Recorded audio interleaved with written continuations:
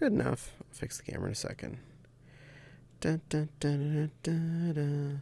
Hello, everybody. You're seeing what I see.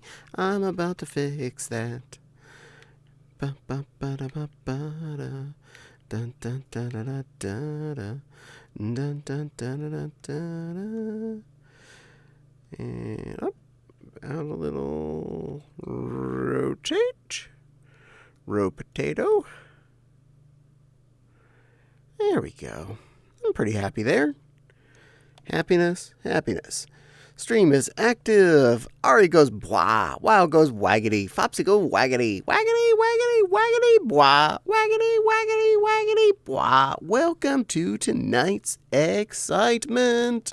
Ari made it early for once. Congratulations. Yeah, the last couple streams you've made it in, it was like already past what I was supposed to end, but I was still going. Because I'm a glutton for punishment. And no, I'm still not prepared, that said, but I do have my water bottle with me, so whatever happens, happens. And hello, Chi. Welcome this evening as well. It is good to have you in. Man, it is a populous amount of people, and I like how Twitch hasn't caught up yet. It just says one person was watching, and I see like 5 people say stuff. Man, them number counters are all on par, aren't they? Rule of thumb, never look at the numbers. Rule number 2, always look at the numbers. But rule number 3, still don't look at the numbers.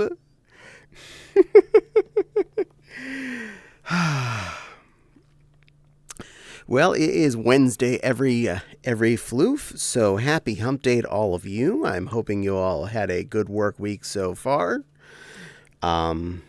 This is doing numbers. Yeah. Numbers, numbers, numbers. Business, business. Is this working? Yes. Yay!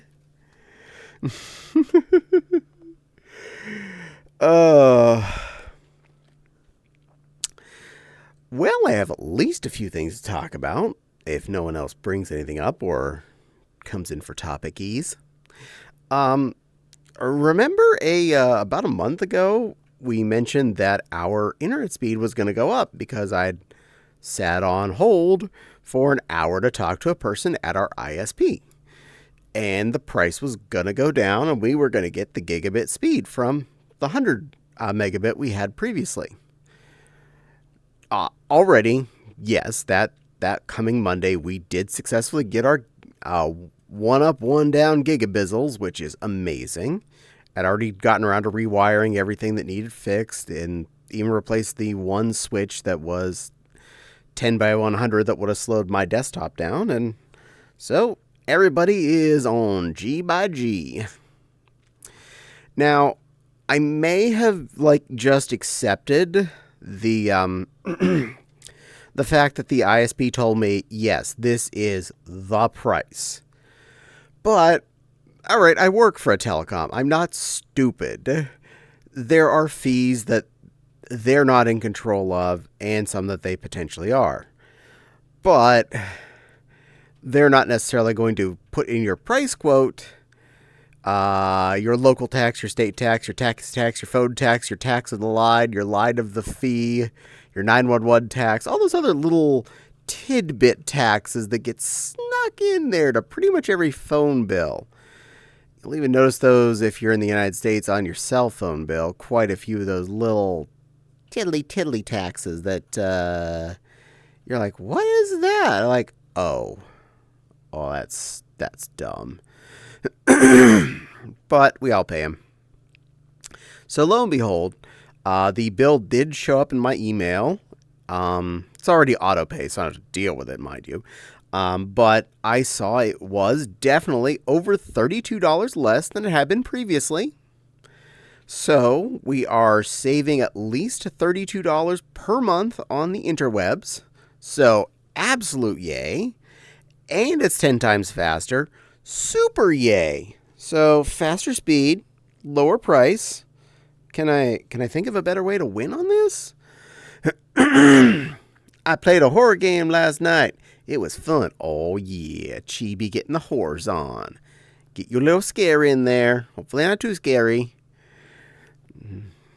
Don't need to be stopping your heart or nothing. Bing bing? Bing bing. Something went bing bing. Oh, Moonstruck VR. Welcome to the stream. I see a cute. Oh, I'm big and scary. Big scary lion. Big scary lion. Rawr. Rawr. Very manly, very big, very scary. Right? The scariest. Very, very big and scary. Aren't you all going to be backing me up on this? I'm just big? Big? Hydrate. Yeah, I probably need that, honestly. By fun, I mean may or may not have screamed more than a few times. I will first do the hydrate in order.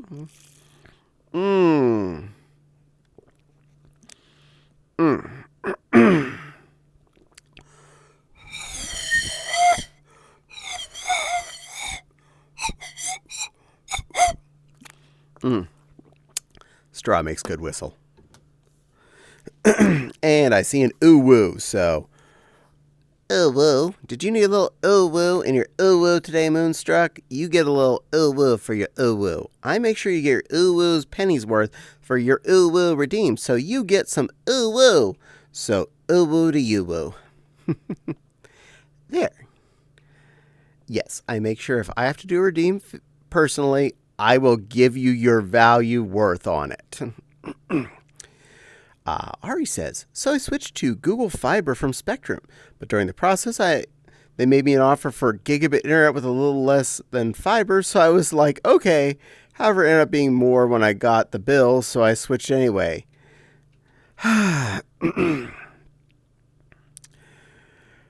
Well, yeah, I've heard a lot about Spectrum over the years. Again, work for a telecom, so I hear about all of the kids out there, ones that are competing with my company and ones that are not. But yeah, I've only heard bad things about Spectrum, so I'm happy you ended up with a nicer service. Oh, and you're on an ad, so you didn't hear any of that. You'll be back in a moment.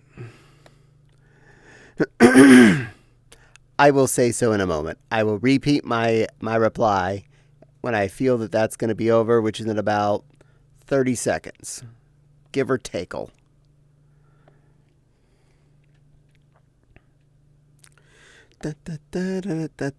Waiting for Ari to get back, 'cause it's his comment I was talking about. And I feel bad if that little Benoit didn't hear my response. She is waggling. Moonstruck is waggle dancing. Y'all got some good dancings in there. I like animated emotes. They're pretty cool. And that looks like a ear waggle there. Lots of waggle dancels. Okay. Ari should probably be back by now. Anyway, yeah, I apologize about your experience there with Spectrum. I've only heard crumbly things about them, so I am glad you ended up with a better provider in the long run. So hopefully you have good, fast fiber from here on out, and you're going to enjoy all them speedy internets at a nicer price. And hopefully nice and stable, too, because that's another thing I've heard about Spectrum is lack of stability. So big, Lion. Wow. Yeah, big. Ari agrees with me. I'm big. Very big. So big. Biggest of the big. And you are very scared. Yes, I'm very scared. Very scary. I'm scary, Lion. So scary. Scary. Rawr. You. Hi, not. That's a cute little smiley face icon there. I don't know who it is, but it's adorable. It's adorable. Not be me be getting the bong camera out for Not. Why you go bong Not? Not's a good kitty. Not hasn't anything bad yet today. Spectrum works half the time, but you need to pay the full price for their services. Yeah.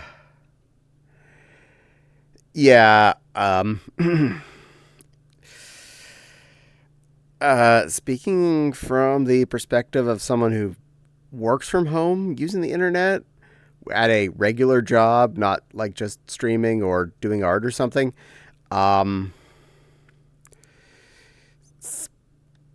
Spectrum is one of the ones that has been one of the least stable from my knowledge. So it's not whether or not you pay them the full price. It's whether or not they feel like working.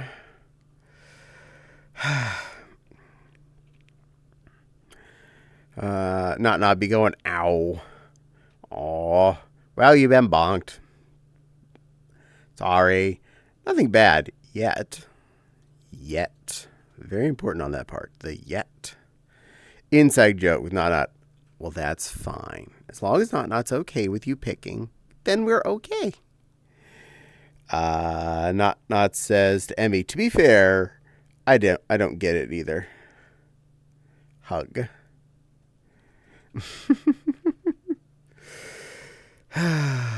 You're both silly.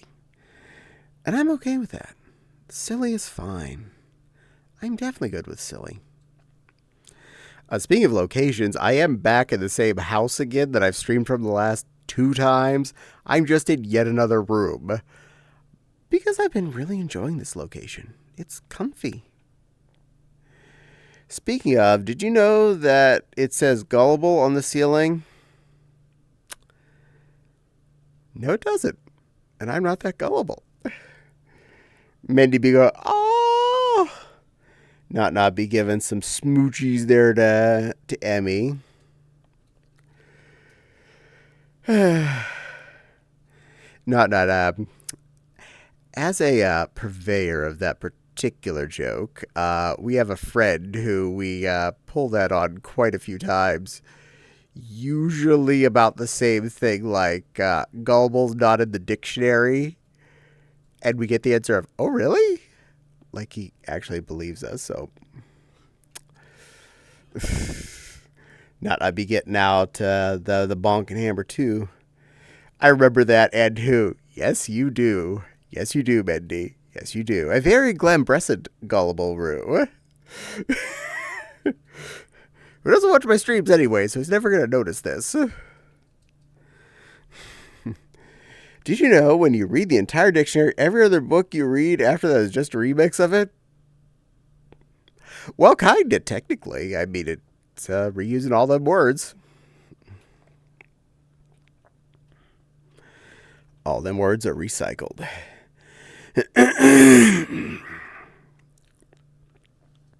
There's books and things in this world. I don't know if they don't appear to be grabbable, but they're books on the table in front of me. There's also a really comfortable looking couple of couches on the other side of the camera, so you're missing that. You're missing the lovely view from inside this house, besides the pretty fireplace I'm standing in front of.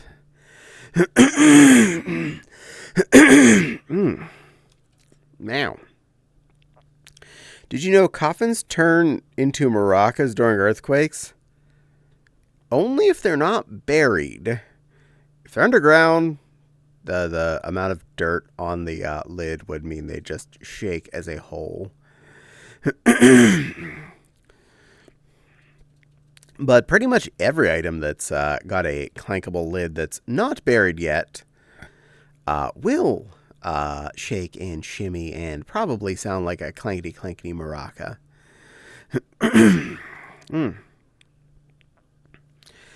We're having a throaty day, aren't we, today? You know what I didn't do? I think I can. Let me see if I can reach under the monitor with my controller still latched to my arm. Where is it? Where is it? There it is. There it is. Found the bag. Pull it forward. Oh, we're going on an adventure. Ha! Success! And pull it open. And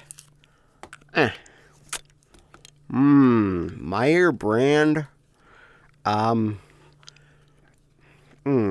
menthol cough drop. That'll hopefully help. The more you know, spinny chip.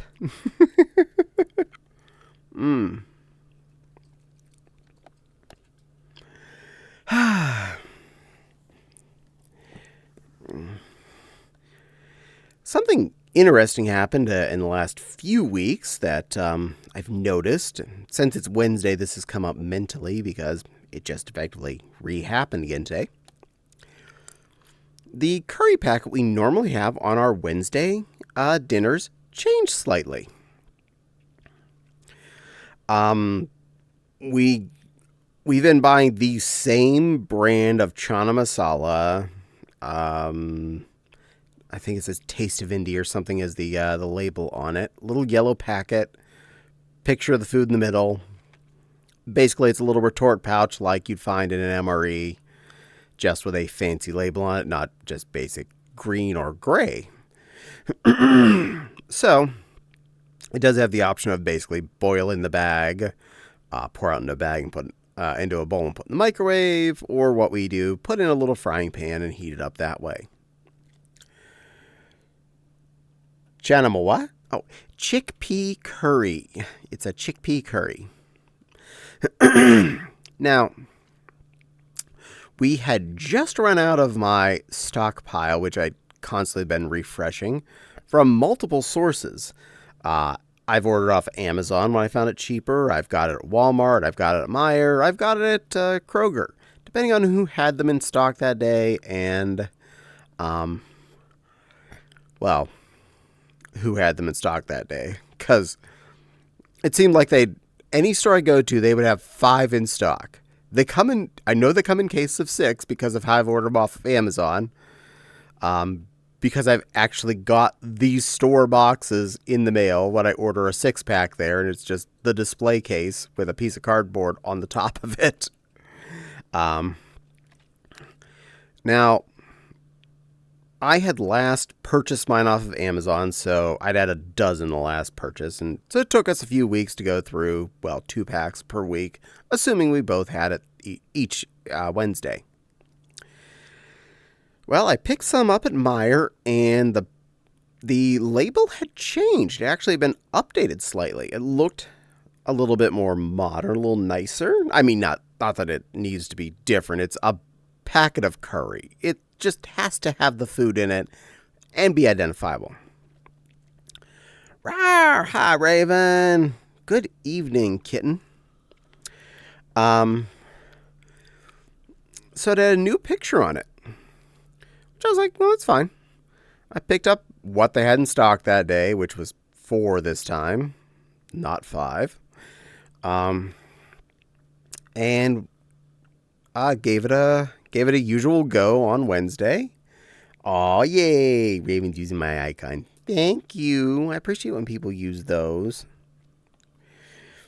You look all cute and shy. So, when I opened the packet the first time, I realized it had changed slightly. Definitely going to note for the better. It was the gravy part of it was a little juicier, less dense. Cutie, meow. You're a little teacup kitten. That's what you are, Raven. Little Rose. Cutie pie Rose. It looked waterier, but not bad. It looked like there was still the right amount of stuff in there.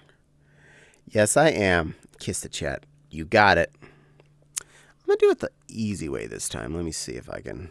Not that way. This one. There we go. Mwah! Mwah! Mwah! Mwah! There you go. Pull you back out. And unflying. Yes, I am. Yes, you are. You are very cute. So it looked thinner, but it looked like there was the same amount of actual stuff in there. Give that snoot a boop. Boop on my snoot. Boop.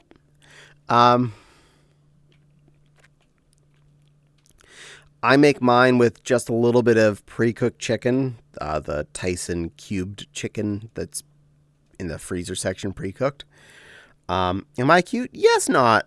You are cute. You're adorable as all get out. You're a good kitten. So I poured it out onto my my chicken cubes that I already put a little curry powder on and heated up. I was like, okay, this is fine. Did my usual, add a little bit of water, basically rinse the packet out and pour that in to add a little bit more, simmering power to let it go for a bit and basically bind with the chickens. Am I adorkable? You certainly are adorkable. I'm going to say yes on that. And when I ate it, it didn't taste bad. If anything, I would say it tasted a little fresher. It cooked exactly the same. The gravy part just looked a little less chunky when it was getting poured out of the packet. So my theory, this is my food theory. Put on my hat here. All of the ones with the previous label, or at least to a certain extent, had been from a batch and had just been in some warehouse somewhere and been shipping out to all the locations, all the Walmarts, the Meijers, the Amazon warehouse, etc. And that stockpile had finally run down, and we are on a new batch. So the ones we would have had maybe a month ago were not bad, but probably coming closer to stale in the packet. Like 2-day-old leftovers instead of 1-day-old leftovers kind of situation. Just not bad, just not fresh, if you get my take. They're effectively canned products. The retort pouches are basically a plastic, a way to can in plastic without using a can. So they're perfectly serviceable for long-term storage, like decade. I'm trying not to sneeze right now. All of a sudden I got a hit of I should sneeze, but I do not wish to do that right now. There we go. Stopped it. I hope. So, my theory is those were just getting a little bit older, and these are just a fresh batch. So, oh, no. If I start sneezing, I'm busy for several minutes, and then I feel uncomfortable for the next hour, so I'm going to try to avoid that. You would hear me clearing goo out of most of my face holes for the next hour, and that's not pleasant for any of you. We're going to avoid that.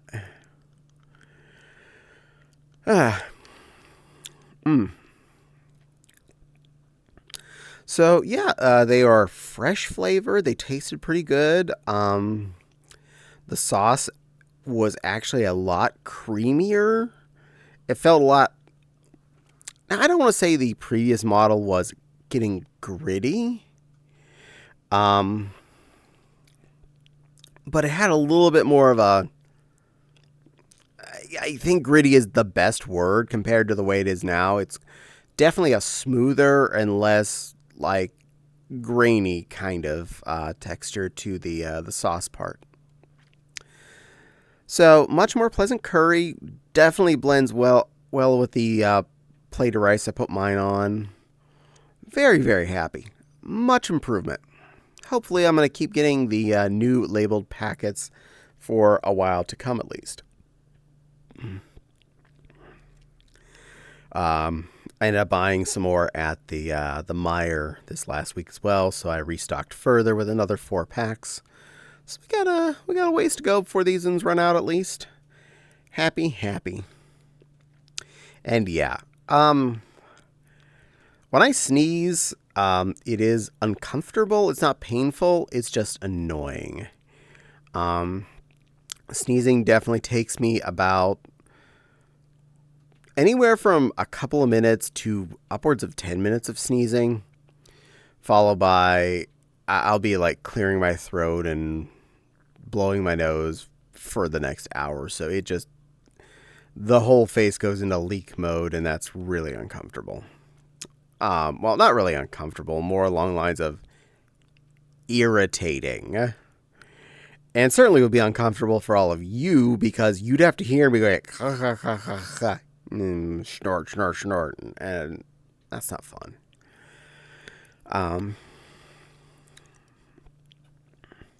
When I sneeze, I sound like an artillery cannon going off. Yeah, about like that. Yeah, that'd basically cover it. And I would do that about 20 more times in a row. Easy. Parpar got the dad sneeze. Yeah.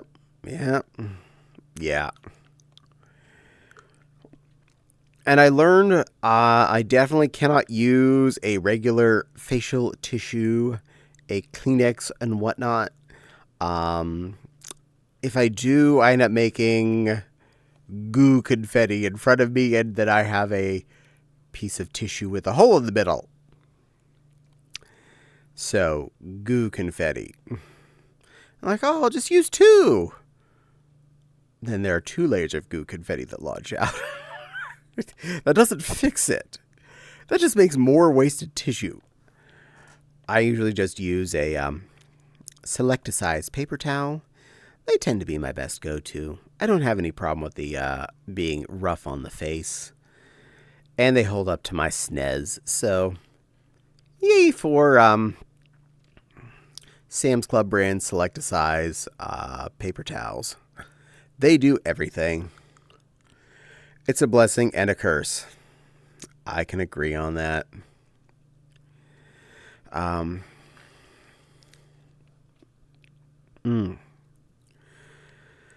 Sneezing is annoying.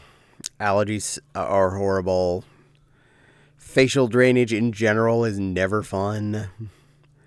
But hey, for those of us who have to survive it, we all understand. Yeah. And when I went to take the trash out on Tuesday and check the mail, the last of the 1099 and whatnot forms were in the mailbox. I have a question. What makes you the most nostalgic? That's a tough question, but I think the best answer is Legos. Probably Legos.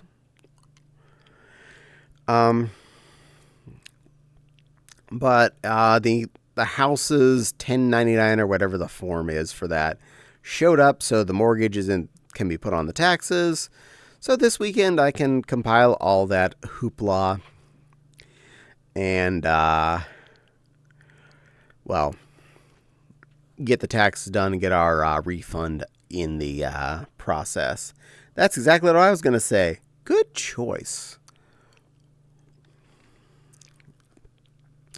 I'm still an avid Lego collector, both of old stuff that I missed getting via eBay or whatnot, and new stuff that comes out that actually does feel like it fits into my version of what's cool. One that I got like a couple weeks ago that's still sitting in its box behind me is the new Lego passenger airplane, which is up for sale on their website right now and on Amazon for the same price. So you pick your poison. One has shipping and one doesn't. And there isn't really a good freebie item on the Lego website at the moment. So freebie, it has to be worth the value of the shipping for me. Otherwise, Amazon gets it because I also get 5% cash back on my Amazon card. Win the both ways. Dude, I grew up with Lego Star Wars sets. I I started collecting Lego long before Star Wars was a Lego thing. um, I have Lego from when I was 3 still. I have my very first Lego set. It was a police car. It was a chunky boy. It's awesome. And I'm proud I still have it. But Super Mario Galaxy is my nostalgic trip of choice. Mario Galaxy came out. Foxy and I were already living together at that point. Because the Wii was our first console we bought together. Lego airplanes are definitely one of my biggest hits as far as cool nostalgic bits for them. That and castles. Castles I rarely got any of because they were super expensive back in the early times. Same with the airports, but there weren't as many airport sets to get. So, but they weren't quite as expensive. So I got the first 2 Lego Town airports, the freight and the passenger one when they were new. Again, still have both sets, all pieces, ready to assemble at any given point. And I really love when I get new airplanes to add to my airplane collection. I have so many Lego and knockoff Lego airplane sets that I just love. I love building them all. I love setting as many up as I can on my table and going, there's no way for anybody to take off because the table is just solid covered in airplane. And I'm just happy about that. It makes me good. It makes me feel it. It makes me know that Silver Star's coming in soon. Because I just hit accept. That's how things work. Lego city building were always cool to me. I love building my own mini Lego city. I really do too. Either building one from my own mechanics, as far as I made my own kind of buildings out of my big pile of parts, or like I do now, and I have a city made out of the modular buildings that I've gotten over the last decade-ish. I may have a few of those. Just a few. Too many. It's called a Lego investment right there, and it looks really cool. Didn't I just accept? Alerts? Accepted.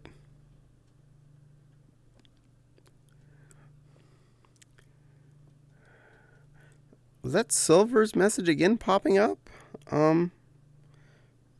Silver Crystal. I lose track. They pop up so fast. If you didn't actually get your accept, oh, there you are. Okay, you're fine. Hi, Lord Beirut. Hello. I built many a small Lego city with my road plates and all my parts as a kid. That really did make for a lot of fun. I also found it really exciting to use my massive parts and not as much care about the color, but to try and make a castle that was more of a functional castle than just a battle fortress.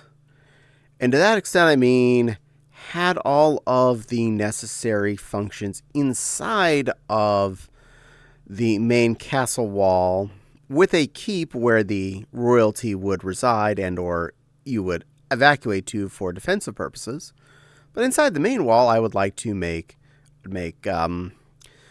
vendor stalls. I would always make a tavern, places where the horse and whatnot had hay, so they had someplace to eat and whatnot. It may not have been like a perfectly color correct building. I was just, the younger I was, the less I cared about that. But I always would make a big, plausible castle Oh, you're so cute. I love when you're a little That's hobkin. interesting. Hmm. I'm reading one of the messages by Not Not. Ah. Oh, wow. You went all out with your Lego castle? Heck yeah, I did. I loved making Lego castles. That sounded awesome. Aw, thank you. The newest big Lego castle that they came out with last year, the about $400 one, did fit my bill in Damn, this. Hmm? $400 Yes. for a Lego castle? Yes. Is big. Damn. It's big. It was like 8,000 pieces, I think. I'd have to go back to the website and find out for sure because the box is, I think, gone now. But it had multiple floors, it had hidden rooms, it had functional rooms, so it felt more like a plausible castle. And it was still using the original Lion Knights, the Crusaders series from second generation Lego castles. First generation Lego castle was yellow, and the guys just had like two different colors on their shields, and they were all the same faction. It was not until second generation in the early 80s that they had the at least two starting factions of the Eagle shields and the Lion shields. Fun, pointless fact for all of you. Lego price inflation, yeah, it hurts. It hurts hard. Not the use during Dragon Train. Got it. One of the I set. don't know if that. I don't. Hmm? I'm sorry. I don't know if the game Not's talking about, Super Mario Galaxy. I'm not sure if that game is actually old enough for nostalgia. At this I point, have it. yes, I would say it classifies for it, especially if it was from someone's childhood. It's a Besides, great game. I can agree with Not on that. besides, the Wii is two Nintendos Twin brother old. bought it for me. Yeah. My brother bought it for me. My twin brother got it for me because I was always complaining I was beating games too fast. So he got me Super Mario Galaxy. I was about to beat that in 3 days. But then I learned, oh, wait, if I 100% it as Mario, I can play the whole game again as Luigi. Yeah. So I 100% that game twice as Mario and Luigi. It took me 6 days. We have a copy of it. I don't even know if I've even played it because I'm bad at things. Super Mario Galaxy came out in 2007. That's absolutely that will be that's 17 years ago. That's officially old. But yeah, we're like 7 years of the Is Switch. it 17 years ago? We're in 2024. We are. Is it? That's 17, dear. I know math is hard for little hobkids. Just slow on processing math.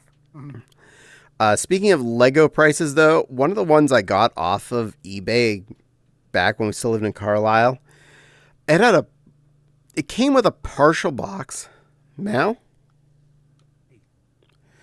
Mario Galaxy, one of the few Mario games I never played. Me too. I played a lot of Mario games in my time. That was all the way down to the very beginning of Mario. like Mario Brothers pre-Super. Yup. Yep. I'm 31, but yeah, I played that when I was a kid. So one of the Lego sets I got. Course, Oh, go ahead. I was just gonna say I've played Donkey Kong. It just goes up from there. Yeah. One of the Lego sets I bought off eBay back when we still lived in Carlisle had a partial ripped box, but it still had the front on it where the price tag from Kmart was. Now, mind you, this wasn't even a complete set. There were some missing pieces I had to fix to make it right, and at least one Mega Block thrown in there that was spoiling the brew. I fixed it. I made it right. It had a price tag of like $25. Lego Knight's Castle from 1983 had a Kmart price tag of, it was like 25. It's a weird sense, like 42. Not 99, not 98 or something. Like 42 cents at Kmart. This is pre whatever 99 was the rule, or 98 or something like that. I may have paid over $50 for that, and it wasn't complete. And now I see that one online goes for upwards of 200 incomplete, no box, no instructions. So, yeah. Those were an investment I am glad I picked up. And that was the same year that Assassin's Creed first came out. That's a good game. I think we have that. I'm actually going to say my uncle had the first 3, but then while I was living with my aunt and uncle before my older brother lived with us, he wanted me to leave some games with him. Some of those were my uncle's, and they claim my mom, my brother, claimed they were stolen. I more have reason to believe they stole those games. Aw, I'm sorry. Yeah, and some of those games belonged to my uncle. I was pissed. They sold my Wii too. Oh, I'm sorry. I had 2 Wiis. I had a white one and I had a black one. They sold my white one. Aw. I don't remember which Assassin's Creed games we've gotten on disc before. Fopsy tried to... I know Fopsy didn't enjoy the first one as much, but that was even after like the second and third one were out whenever we picked that up. But I know she enjoyed the Black Flaggy one where she was a pirate. So that's something I know for sure. I have that one. Assassin's Creed Black Flag. Yeah. I've played it, but I haven't beaten it yet. I've only beaten the first 3. It's sitting here next to me. I could play it, but I'd have to go out I'd have to leave the office to go play it because I set up the Wii U out there. Damn, that cheap? Yes, it was that cheap back then. I remember when I was a small YN, a lot of the Lego prices were a lot lower, but then again, a lot of things were a lot lower. So inflation has definitely changed by a magnitude since I was a little thing, and that those Lego sets first came out. Cuties on screen. Oh, thank you, Loella. No. You're a cutie, and I'm not. Assassin's Creed Black Flag, aka Pirate Simulator. It's about to double. I was bullied last night by your husband for being cute. You are cute. Put up with that again. My wafu is correct. You are cute. I was bullied by him. I was bullied by my own boyfriend. I was bullied by Cuddleshy for being a babkin. You are cute. Not a babkin.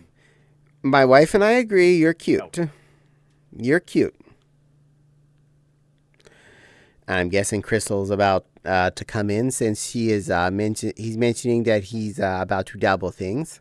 Yes, there will be double cuteness because there will be you two, which are both cute. How dare. And I'm trying to make sure I keep in my cutesy voice. I apologize. Silva is a babkin. Yes, we are agreeing. Silva is a babkin. Oh, who's a grumpy?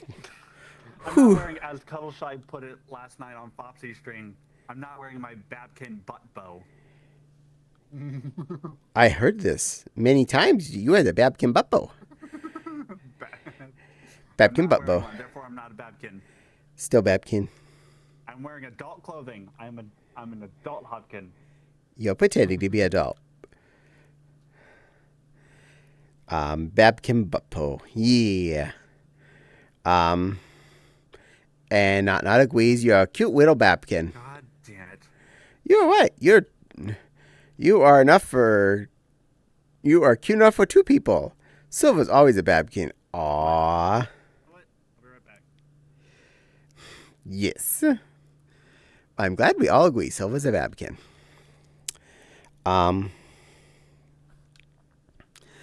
It is kind of scary when I think about the prices of some of the Lego sets. I know how much they cost when I was small compared to how much a similar one costs now. Like my first cargo airport, I know was under $20. Now the least expensive Lego airport I saw in the last like decade-ish was like $100. You bought the tequila. And now adult Hopkin has whiskey. I'm going to drink this. That's tequila, not whiskey. Oh. I even know what brand they're trying to pretend they are. It's still alcohol, and it's mine. It's actually one of my favorite brands. They make really good pre-mixed margaritas with different flavors. The pineapple one they do is the bomb. Ready to pour over ice or add a little water, cold water too, because it's slightly concentrated. That said that. It looks like a decanter. It kind of does. But that is actually how that brand's bottles do look. They're in the grocery store where I live and the booze store. It's good quality. And now it's upside down. Whee! And this is why you don't let the cat watch the Babkins. They won't stop them from drinking liquor. Yeah, that's true. I'm not your dad. Fopsy's not your mom. You can drink booze all week here. That's not my problem. I'm not in charge. I'm drinking right now. Ah, yes, alcohol poisoning. I could, but I don't know if I want to. Pink lemonade Smirnoff doesn't taste very good. I do have that bottle of Midori out in the kitchen that some wonderful tiger was able to pick up for me from slightly north of me when they drove by, and I highly still appreciate it. I haven't got a chance to drink it yet, any of it. So delicious, and I haven't got a chance to get into it because I don't ever have time to drink booze. Teach the Babkins to drink and swear. Well, yeah, that is actually the rule. A fake sign that was, I'm assuming it was fake. Unattended children will be handed a Red Bull and taught new swear words. In other words, we're going to give you your problem back that you left for us to deal with. Oh, hey. Oh, they already know. They're more of a sailor than me. Yay! I can curse like a sailor. I can too. Hey, Nepal. Being plush flopped. You're so adorable. What is your favorite drink if you drink, Caddie? Oh, I definitely drink. I believe a John Collins is my favorite. Yes, it's not a Tom Collins, a John Collins. It's a Collins made with whiskey instead of gin. I prefer the flavor of it with the Collins mix. I think it makes a much better, spicier flavor to go with the mixer.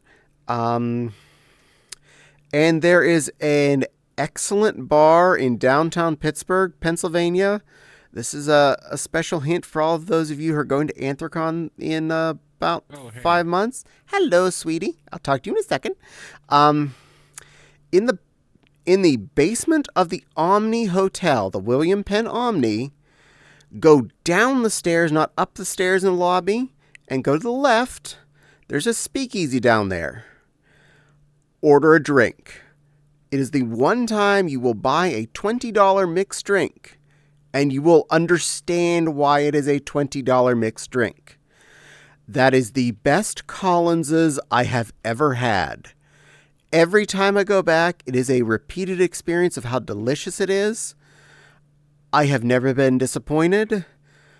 100% recommend. And hello there, cutie Crystal. Hi. Hello. You look very pretty today. Give you another hug. Good little Babkin. And Hopkins is still Babkin. Babkin. Still Babkin. Looks like you're wearing Jim Jams. Yeah. Jim Jams. Babkin. I am a cat. Little Babkin. Well, let me spin to the right way. One of you is gonna be taking a bite. That one. I'm a cat. I will teach littles to swear if left under my care. Good plan, Luella. That's the appropriate answer.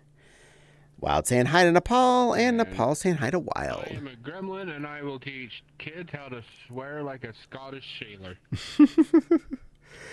You're all allowed to Which swear. is worse than a regular sailor. Dinner time. And I shall return. enjoy. Eat well. And you are all welcome to swear occasionally in chat. I don't have a problem with that. I do request that you keep it to a modest amount so that I don't get in trouble with Twitch gods for being too sweary. I also in stream, if you're here, swearing occasionally is okay. Try to avoid being too sailor mouthy. I don't want them to get mad at me and make me flag my stream as adult. Grumble. So far, nothing's happened yet. You're allowed to have occasional swearing, one way or the other. And I know I'm going to say it myself, so hoop-de-hoo. I'm a menace to society. Yeah, you're allowed to. I promise I won't get carried away. I appreciate that, not. I'm just a gremlin.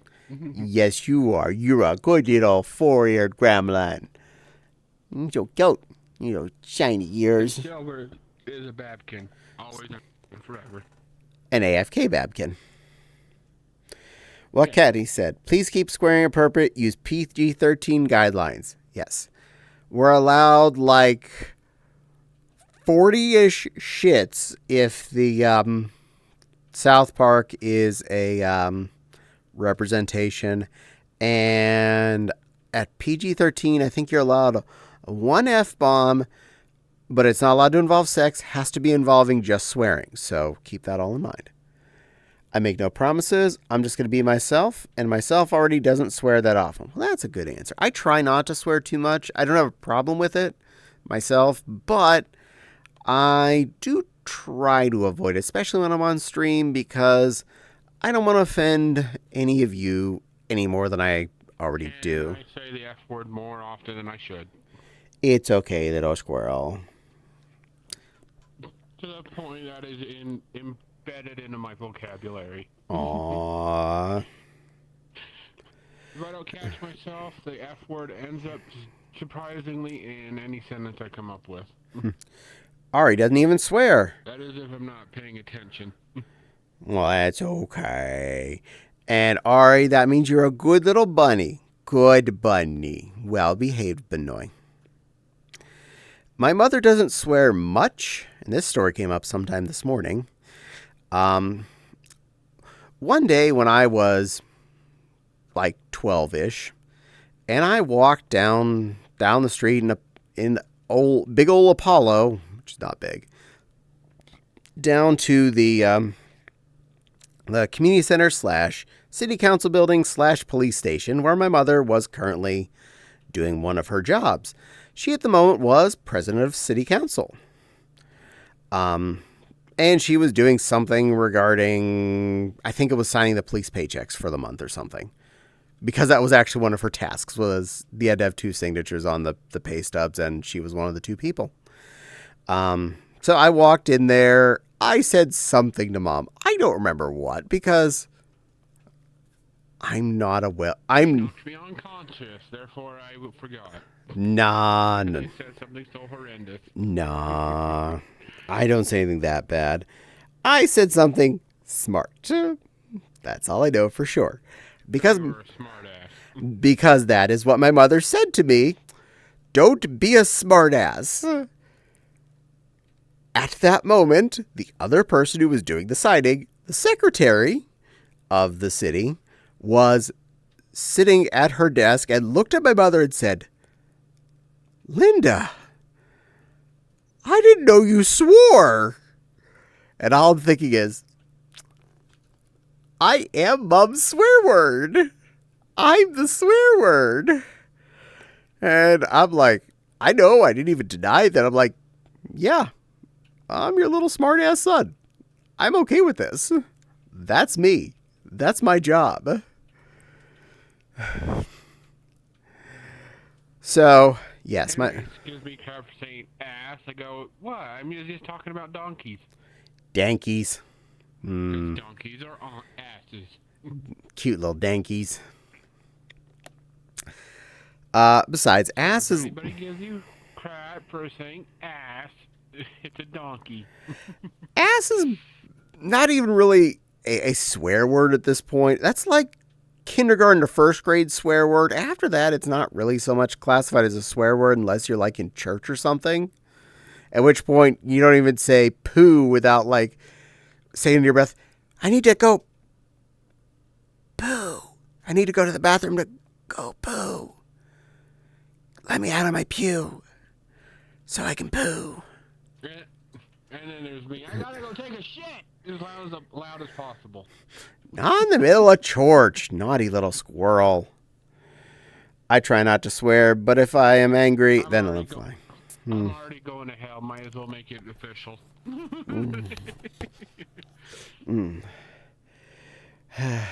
How's that for sass? You're allowed to. How's that for ass? That's a good swirly ass. I'm okay with that. Wiggle butt. I will definitely say there is no stopping the swear words if, like, I smash my foot into something, or I accidentally knock over my glass of water on my desk. Swear after you stub your toe, you're a saint for because there's no way in hell you're not saying every swear word you have in your head after you stub your toe. I even try not to, but if I'm not like able to catch it, or if it's a really bad stubber, then yeah, it's gonna fly.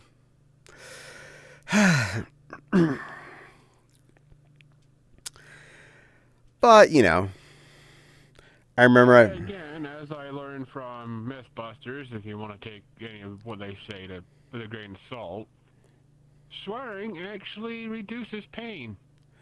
Yes, because it distracts your head.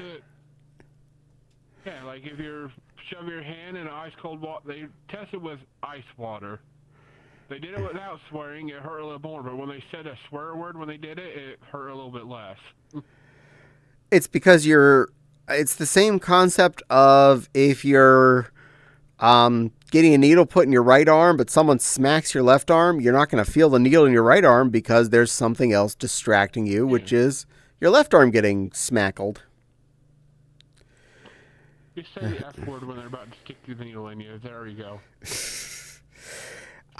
To be fair, needle work, and you get banned for saying the F word. Get banned from the hospital for saying the F word. To be fair, I never swear or even really feel too much pain when I'm getting needles. I actually watch, and most phlebotomists and other nursing aides that do the stuff to me get mad that I'm watching it. They say, you're going to flinch. I'm like, no, I'm not. I'm going to flinch if that touches my skin and I'm not looking when it happens. If I'm looking, I'm going to hold still. So you're used to getting stuck by needles. I've been like that since I was a little kid, though. I was always okay. If it's intermuscular, I never felt it. I get a shot. I hardly feel it. I guess as a kid thing, you're more sensitive to it. I'd rather watch what they're trying to get into a blood vein in my arm because I can tell them where to aim. I know where they're at.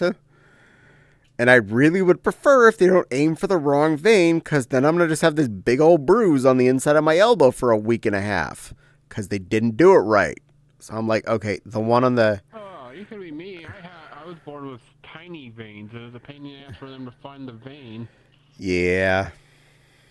Mine are really... I can't donate plasma because it's a hard time finding my veins. Mine are really rolly, so they poke the wrong one, and it's just not going to let them in. Yeah, mine's a rolly, and they're small. Yeah. Like my mom. I remember my... I went to When I did plasma the first time, for some reason, you know how the way it works, it cleans out the plasma and it's supposed to put your blood back in. Some reason the machine screwed up and didn't put my blood back in after it extracted the plasma. Ah. I felt bad. They're like, you can have the money for doing it, just don't. And I'm like, I'm not going back. I straight donated blood. The machine screwed up this time. What if it happens next time and they don't catch it and I die? I donated my pint of blood every time I could until I figured out I was gay, and once I'd had playtime with another boy, I never donate again because that's one of the questions, and they will refuse to let you donate in most states. Because they don't... Do they think you'll spread the gay through your blood? Yes. I remember my first... I think it might be maybe AIDS or something, possibly. Well, they test your blood. They still test everybody's blood before they put into the mix. So it's not that. I remember So officially it is about the spreading the gay. Yes, because of Puritans. I remember my first time saying a swear word as a kid. I ended up with my eating spicy hot chili enforced by my mother. She was a strict Catholic woman. Oh my. I hope you turned out okay there, Chi. To solve that, you just lie. When they ask if you're gay, you just lie. How the hell are they supposed to know? I'm not going to lie. I'm just not going to donate if they want to tell me I'm not allowed to give blood. And that's fine. Till they decide it's elsewise, I'm just not going to do it.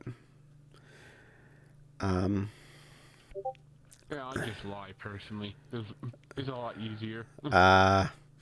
Not says, I never actually swear when I'm in pain or angry. I use it only to enhance conversations. Well, it's the spice of life. I had to do those allergy shots. I mean, the F word is a sentence enhancer.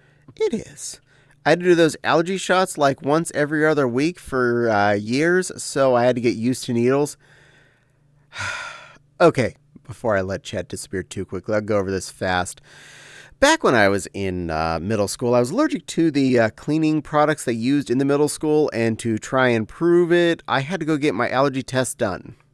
First, they did the 72 dots on my back with a little prick and the all the allergen bits.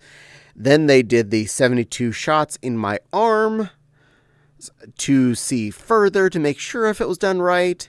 Then I found out that place didn't do it right. I had to go to another place, get both sets of those redone. The 72 little dots in my back and the 72 shots in my arm, each in one sitting. After that... Can I just figure out why I'm allergic to the fun way? Is eat everything? I'm sorry.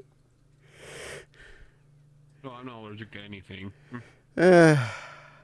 I'm just saying, can I just find out if I'm allergic to something by eating and rubbing myself up against everything, just to find out if I puff up or not?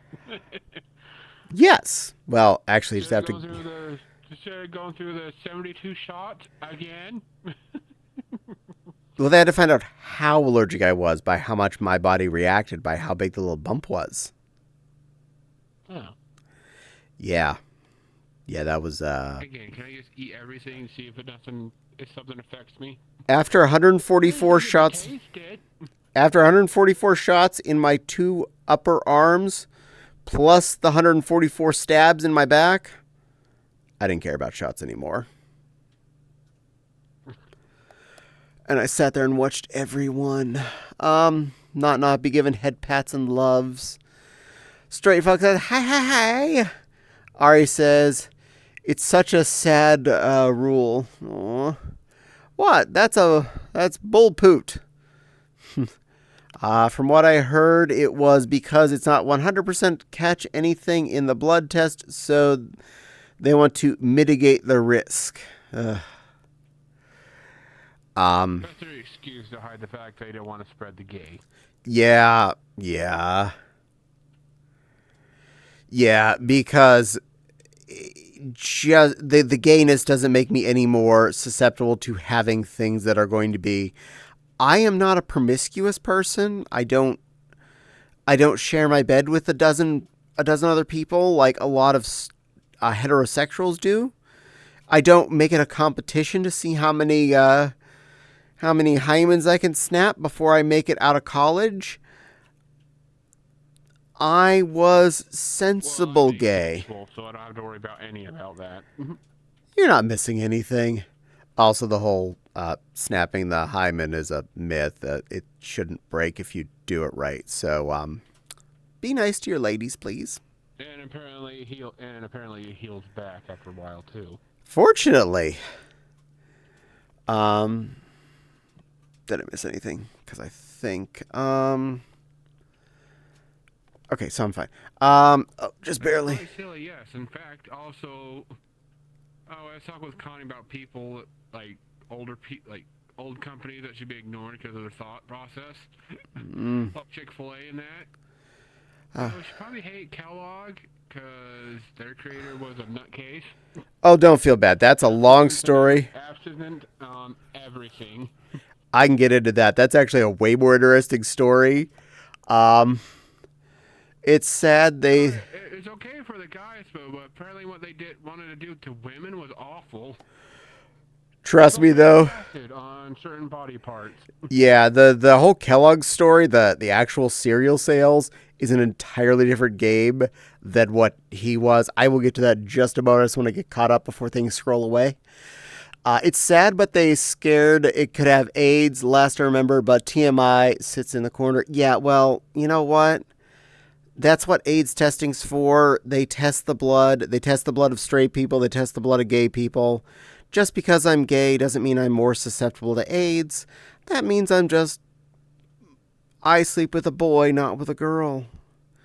If anything, most of the fun I had a lower probability of sexually transmitted diseases.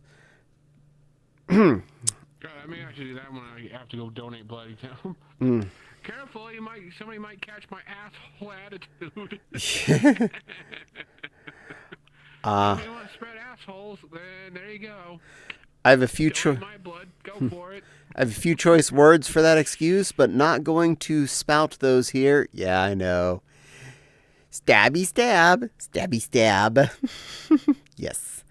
My mom had her moments when raising me, but she was loving and wonderful person, so I'm glad I was raised by her. I can agree on this.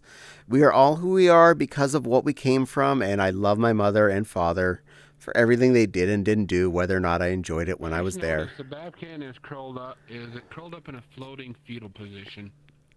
Probably actually figured out an AFK pose situation.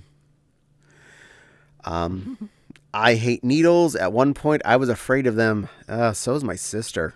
She was very afraid of them, but do what you do and make your way through it there, Wild. I appreciate you keeping up with all your inoculations and stuff and your vaccines because we want to keep healthy. Cheese be giving some cute emotes.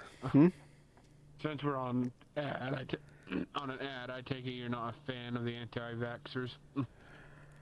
I get my vaccines. I am not. I will. Same here. I'm going to keep me and everybody else as safe as possible. I'm very mad at my cousin for telling Aunt Jane she did not need to get the vaccine. Because of that, she died of COVID. And she also told the nursing home to give my aunt the horse dewormer that was going around as the rumor of what would fix it. This woman that was telling the doctors this had doctorates in both people medicine and animal medicine. She is one of the few people that 100% should have known better on all counts. I was trying to tell the doctors to give Aunt Jane horse dewormer for her COVID. Not a happy child. I don't think I ever had COVID. Even if I did, I wouldn't have noticed. I've had it. So did Fopsy. We got after MFF, not this last year, but the year before. It sucks. I have have a military grade. I shouldn't say this because I'll probably jinx it, but I have a military grade immune system. We were actually recently boosted before that one too, so it just was luck of the draw. There was just something that got to us. We're probably about out of the ad at this point. Yeah, we should be by now. Yeah.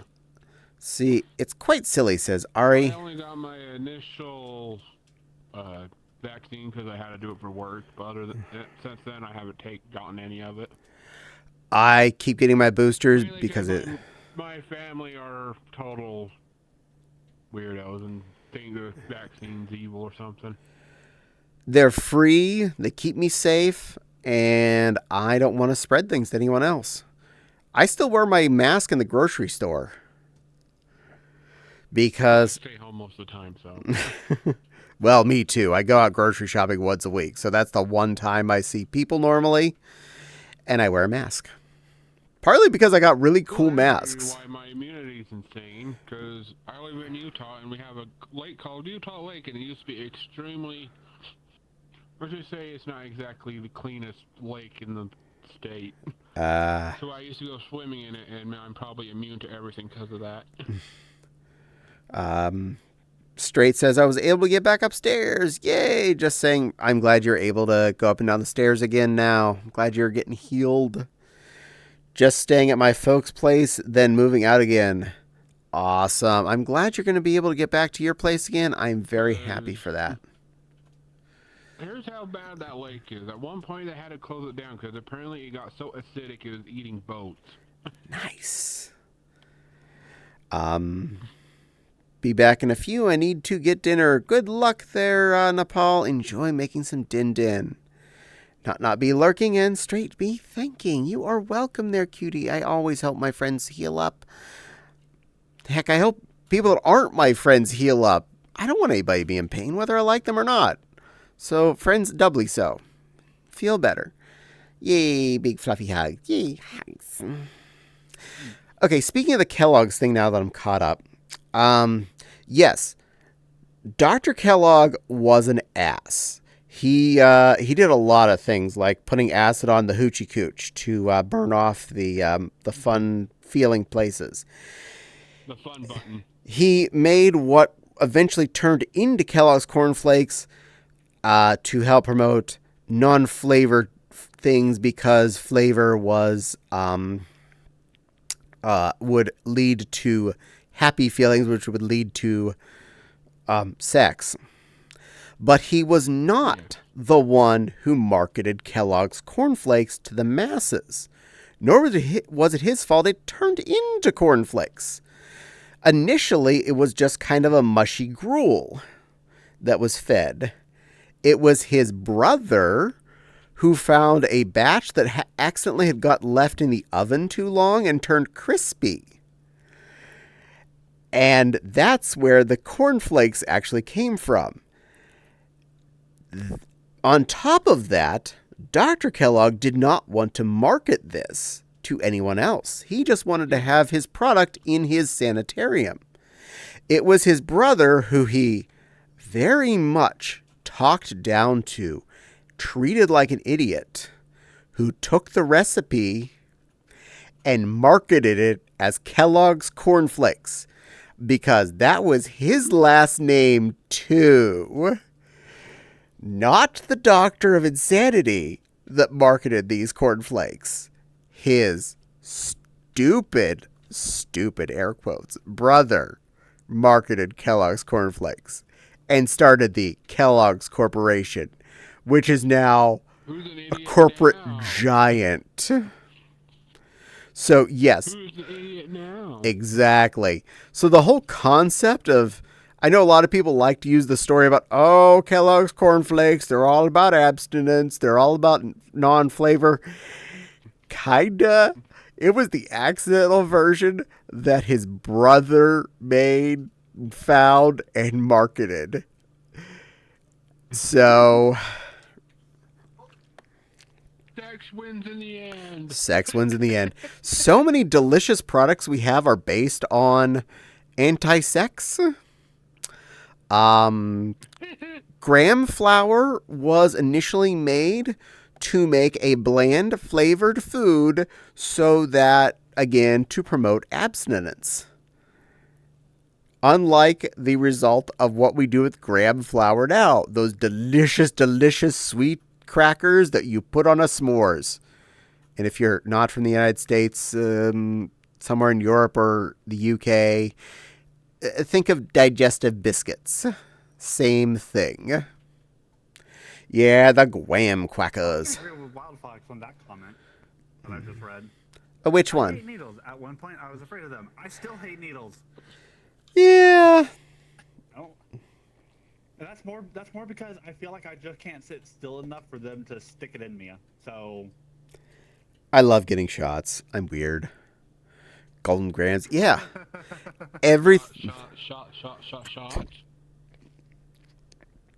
graham crackers are such a blasphemy to the inventor of the graham flour. So carry on and continue your delicious, delicious sweet cracker lives. Another one I know of, a salty snack that many of us enjoy, either in a crunchy form or a soft, chewy variant. The pretzel. The pretzel was invented in a church by a monk. At least he's not mad about this situation because he was actually just trying to promote happiness and love. The initial shape of a pretzel was trying to display praying arms. Crossed legs. Crossed legs.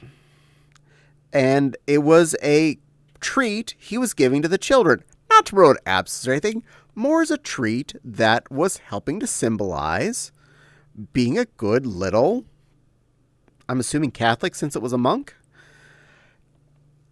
Now, or it could have been Buddhist. No, it was. They have monks. No, it was a Judo-Christianic monk of some sort. But it was specifically a monk in one of those versions. More than likely at this point, I don't remember for sure where it was from, but I would say probably early Roman Catholic. I'm not going to say that one's straight as far from its origins like graham flour and Kellogg's Corn Flakes, but it's definitely gone a long ways. Anywhere from a delicious soft pretzel off the corner stand in Philadelphia, all the way to a crunchy little knot you'll get a giant bag full of. I think. And some are even covered in chocolate and or yogurt. And you'll find in nearly every mall in at least one of two forms: an Auntie Anne's or a Wetzel. Mm-hmm. And most malls that I go to nowadays have two Auntie Anne's. Crazy, or I hear music. You probably just have the world turned up. I have mine muted. I figured out you don't have to do that. I figured out where the music's coming from. There's a video player upstairs. I just mute the world. It makes it easier because any world I go to, it makes it quiet because I really don't want to hear the world. In our mall, there are two Auntie Anne's, and they're not even at equidistant, like halfway points. It's not even a quarter of the lap between them around our mall that there's Auntie Anne's A and Auntie Anne's B. I was like, seriously? Is the pretzel business that high? Compete against each other. I'm betting not. I'm betting they're like a team effort situation. I just thought it'd be funny if they did. There was a Wetzel's. We're better than Annie B. No, we're Annie A. We're better. A Wetzel's tried to pop in almost the exact farthest point from the two of them. It lasted less than a year. Everyone gravitated to those two Auntie Anne's, and that Wetzel got nothing. So, and I never ate it too, so I don't even know how good or not good they actually are. But we couldn't hold a Wetzel, but we could maintain two Auntie Anne's. Sorry, person that called me, but if it's important, leave a voicemail. Thank you for calling. Please leave a voicemail at the tone. Beep. It's delicious. I know a lot of stores, if you have two of them in a mall. Call somebody who cares. Bye. Yeah. I know oftentimes when a mall has two of a store, they are still working together to some extent. The mall in Carlisle area where we used to live had, because of all of the mergers and buyouts that GameStop did, two GameStops. One where it was an EB originally, one where it was a GameStop originally, and they both turned into being GameStops. They work together. And if, like, you're going there and looking for, I don't know, I'm looking for Sonic 3D Blast, and they're the one in the front end of them, I'll be like, I don't have one, but the one down the hall has it. If you just walk over there, they have it. Then again, to be fair, the last time I bought games from a GameStop was on purpose, like heavily, was the day I bought our PS5, and there was a couple of games Fopsy wanted. And at the GameStop I was shopping at, I was like, I'm looking for this, and this, and he's like, I don't have these ones, but let me look. And he dibbled on his computer a bit and then went, okay, this location has all but one of those. This one has the other one you're looking for, and this one has these two of it. So I was like, oh, thank you. So then I went to two of those locations, got all the remaining games I needed that day, and I made a happy Fopsy. Last time I got a game from GameStop, the woman behind the counter, when I started my Dark Souls 2, playing all the I can't speak. Hold on. When I started playing Dark Souls, I was going to start with the second one. I got Dark Souls 2, the case, but the woman accidentally put in the first Dark Souls game. Aww. So I got a Dark Souls 2 case with Dark Souls. So I started with the first one. Then I played the second one, and now I'm currently playing the third. Yay! But before I played the third, I played Bloodborne, which was fun. Nice. The last game that I bought, kind of with my own money, because my aunt and uncle paid me, was Pokemon Violet. Nice. Hey, oh. But because I went so long without my bank account, my bank account was deactivated, so I couldn't use the money, so my uncle still had to pay for the game. The money he paid me. Hey, open the stream, then. I still got my game. Well, that's good. Hey, open the stream, and then I got completely distracted. This happens. I do that all the time. You have no idea how many streams I opened, then look back and go, oh yeah, I was going to look at that. Well, I'm at work usually, so that happens easily. And Wetzel's pretzels are the bomb. Honestly, I would love to try one. I've been avoiding, mall snacking as much in my elder years, mostly because I look at the price of like a pretzel, like $5 or whatever for a pretzel. That's not going to fill me up. It's just actually going to make me hungrier. So hard to budget that. Or you say, suck it up and buy a pretzel at Costco. Yeah. So delicious, though. Or you ignore the pretzel and buy a pizza from Costco. Yeah. Hey. I tried Costco's pizza. It's okay. So Sam's Club. Hey, I got the Dark Souls 2 case 2 back when it came out. Nice. I do have one story similar to your Dark Souls situation. I was going to the used movies store / video game store near us, some big what's it place, and I was filling in a hole in my collection of DVDs. Don't be too judgmental. I wanted Triple X2 because I kind of missed it. I saw it. I may have torrented it, but I wanted a physical copy, and they actually had one on the shelf. So I took the box up, gave it to the guy, cashed it. He went and put the disc in, handed it to me, took my money, put a little sticker on it. So when I got home, I pulled the little sticker off, opened it up. Completely different movie in there. I was like, what? So I went. Right? I went back because obviously That was the mistake I made. I didn't go back to tell the woman, this is the wrong game to the wrong case. I didn't want that movie. So I was like, I wanted this movie, and you gave me this one. And he's like, the person's like, uh-oh. And he went back. He immediately took it. Didn't question me one bit because he probably looked it up as he was trying to work with it. It was like, oh, oops. Probably gave you disc number 5677211 instead of 5672112 in the sleeves. And I'm like, aha. You fixed it. That's all that matters. Yes. I did. I just stuck with it. As long as you still had fun with the game, meh, it's all good. This is Dark Souls we're talking about. That's why I usually just buy a bag of pretzels from Meijer, cheaper.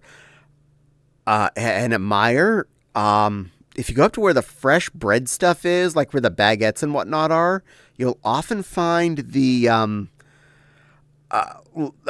ready to eat kind of pretzel buns and pretzel rolls and things. They're slightly cheaper than the frozen ones, and they're way better. And they're fresh, they're cheaper, and you get more pretzel. Good system. They also have the Cheesecake Factory bread up there. Also inexpensive. Also delicious. Cheesecake Factory? Yeah, Cheesecake Factory bread. It even says Cheesecake Factory on the bag, so... And it's really good. It is what it says on the tin. Or if you want a really good sweet, you go to Costco and get a pumpkin pie. Yeah. Costco and Sam's Club definitely have big pumpkin pies. I'm gonna have a sugar rush. Yes, and I'm they're okay with really that. good. Oh, yeah, they are. I know we often get the apple pie from the Sam's. Oh, it is so huge and so delish. Usually if there's one slice in the fridge left, it damn near becomes a fist fight over who gets last piece.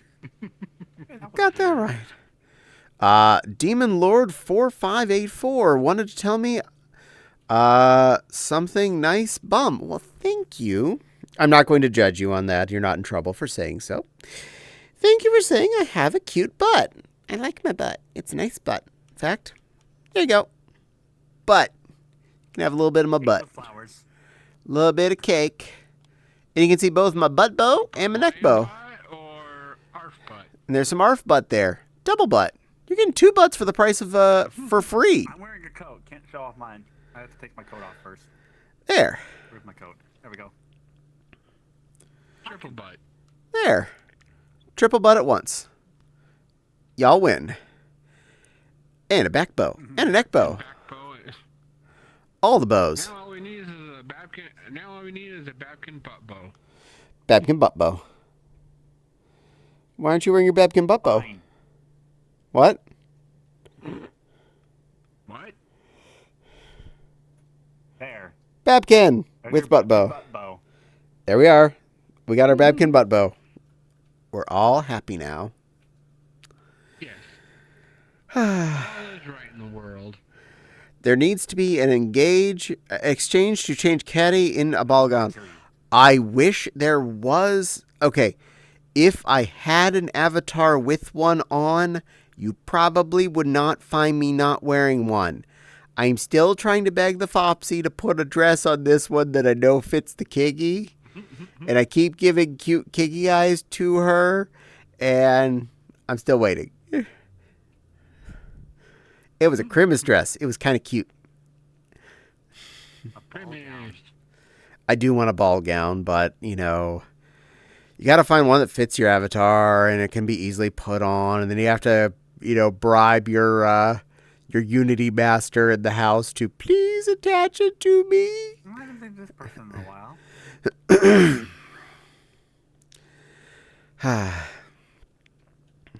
But in real life, I definitely have quite a few ball gowns at this point. Thank you, sewing skills. I wouldn't mind having an avatar that had a nice, big, beautiful dress. Me too. Me too. Speaking of sewing, though, last night during Fopsy's stream, one reason why I was quieter was because I was sewing the balaclava onto the neck on the poodle head. So it is now secured. The only thing left to do on that head is eye details. He is basically a head without eyes. I tried him on, looked at myself in the mirror. It looks so nice to me. Granted, I have my glasses off. I am really pleased. I did find an interesting fursuit idea. Oh? Skull dog. I've seen some of those. They're interesting. I think that'd be relatively easy. Too much, because I could barely have enough time to do it for me. I'm hoping to get this done by Inthrocon. That's a 6-month stretch I gave myself. I think a skull dog fursuit would be easy to put together. It's complicated. Trust me. But I'm really looking forward to this. I'm really happy with how he looks. He feels right. He's not perfect. In fact, I see plenty of flaws, but I'm the one that made him, so that's kind of natural. And hopefully this weekend I'll either start work on... I may work on the eyes, or I may hold those off for a little bit. So I'm probably going to either start work on like the shoulders or the hands to start into the body, or to start with the hand paws, just to keep rolling on this and make sure that my poodle boy gets done by Amphicon. I think when I start working, I might save up to make a gold dog fursuit. I figure out how to put CO2 smoke canisters in the head. That way they come out. It comes out the mouth. I want to play on It's Anarchy.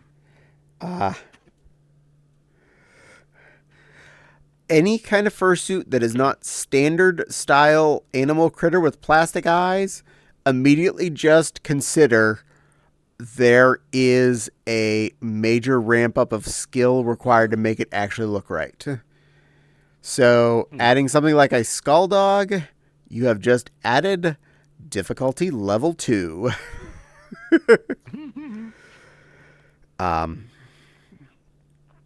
I have made several heads at this point. I still am not perfect on my clean fur laying on the face. I'm better, but it's not perfect. A lady had a skull dog, and it looked like she bought a skull, like a plastic dog skull, and put like a head on it, like something to cover her head up, like a bunch of fur and stuff. You can. It's a question of how well you can make it look right, and what are the chances you're going to find one that you like the look of to start with. Yeah.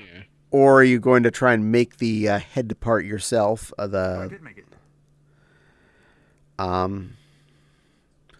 Wild says, I have a few gowns. Well, yes, you do. You have plenty of pretty ones, and I know I've done some modifications to several of those. And hey, Not Nuts back. And Silver has the... implies that I need to hydrate. This is correct. No, not that. Too, so you're not alone. There it is. I had a Mountain Dew Baja Blast, so I don't think that's fair. I have Wooder to appease all my Jersey friends. I just had a cases at Walmart, and if Baja Blast shows up at Walmart, you gotta buy 2 or 3 cases because they hardly come out with it. I can understand that. It's normally a Taco Bell exclusive. I had just had a handful of gowns. You actually had a couple of pretty ones too there, Bendy. I'm not gonna lie. I remember staying in your place in Pittsburgh, and it was hanging on the back of the spare room door, and it was so pretty. I was a bit jelly of it. Ow. Drink water or die. Also cute little dancies. I'm guessing that's Rider Fluff. It's cute and white and flooping. Blasting them Bajas. Yeah. Yeah, Crystal B blasting the Bajas. I'll admit it's a tasty Mountain Dew out of all of them. Yes.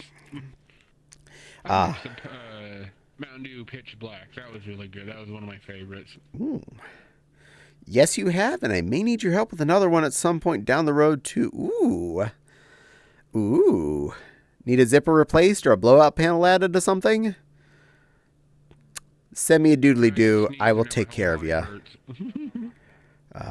Oh, yes, I hate that. That's why I tried to stop my sneeze earlier in stream. Fortunately, I succeeded. I mean, wild, not me. Oh. Well, I know you had one pretty one back from long, long ago. And yeah, Wild has cute ones, too. I hate those sneezes that make your whole skeleton feel like it's shook. Yeah. Chi gave a lot of wiggles. That's a lot of wigglers there, Chi. Well done.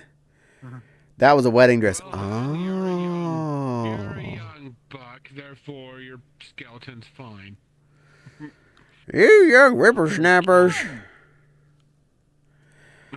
And it was silk. You're a kid. I did have a little bit of a scare earlier. My aunt called me wanting to know if we had enough lunch meat for the HEB order she was placing. As she was hanging up on me, as I went back upstairs, I slipped. Like, have you ever had that problem? You're just going upstairs, you know your footing, and then for some reason you just miss the step you're on. Yeah. My toes were hurting, at least. Because I got bent too far back. Oh, that always sucks. I am sorry. Yeah. Oh, that dress was silk, I too. slipped down the stairs before, though. That wasn't fun. Have done. Not enjoy. So At least you slipped inside and your clothes were intact. I remember one time when I first got my food stamps, I went to go get some snack stuff. I slipped on some ice, rubbed against the front of the house, and ripped the back of my pants open. And scraped And he still went to the butt. And he still went to the store. I went to the store thinking, oh, there's nothing wrong. And then I reached back from my wallet, and I felt bare butt cheek. And I'm like, oh, God, I'm mooning everybody in the store, and I didn't know it. Nice.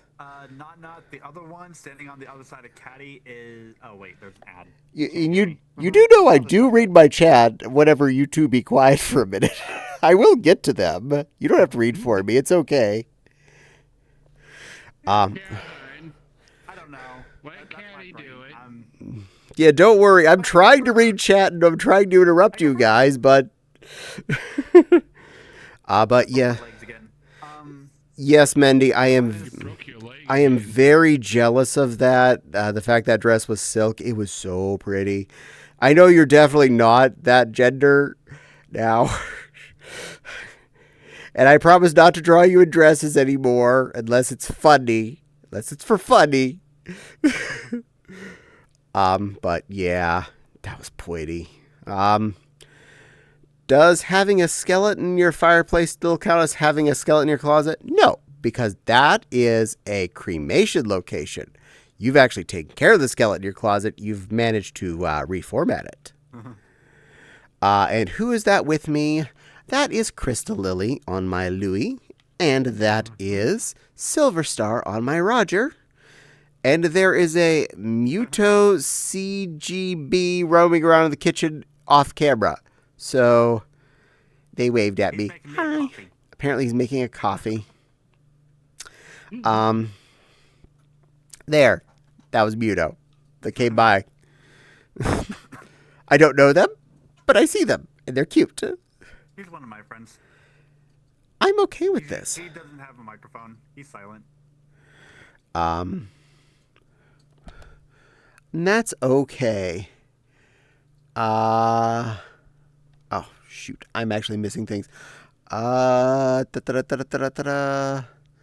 will wait, no rush. It's long since gone. Aw, well, that's okay. I have plenty of dresses, too. Either way. Crystal Crystal or Lily, it don't matter to me. You People can tend to call me Crystal. you can draw me in dresses, Caddie. There was a recent peck of me with two ladies. Yes. I saw that one. It was really cute. Was that the one by the Basilisk? Jimmy Basilisk? I love his kissing work. He does such good work on those pictures. I also don't draw enough. I don't have enough time for all my hobbies. That's why there's a Lego set behind me that's been sitting in its box brand new for 2 weeks.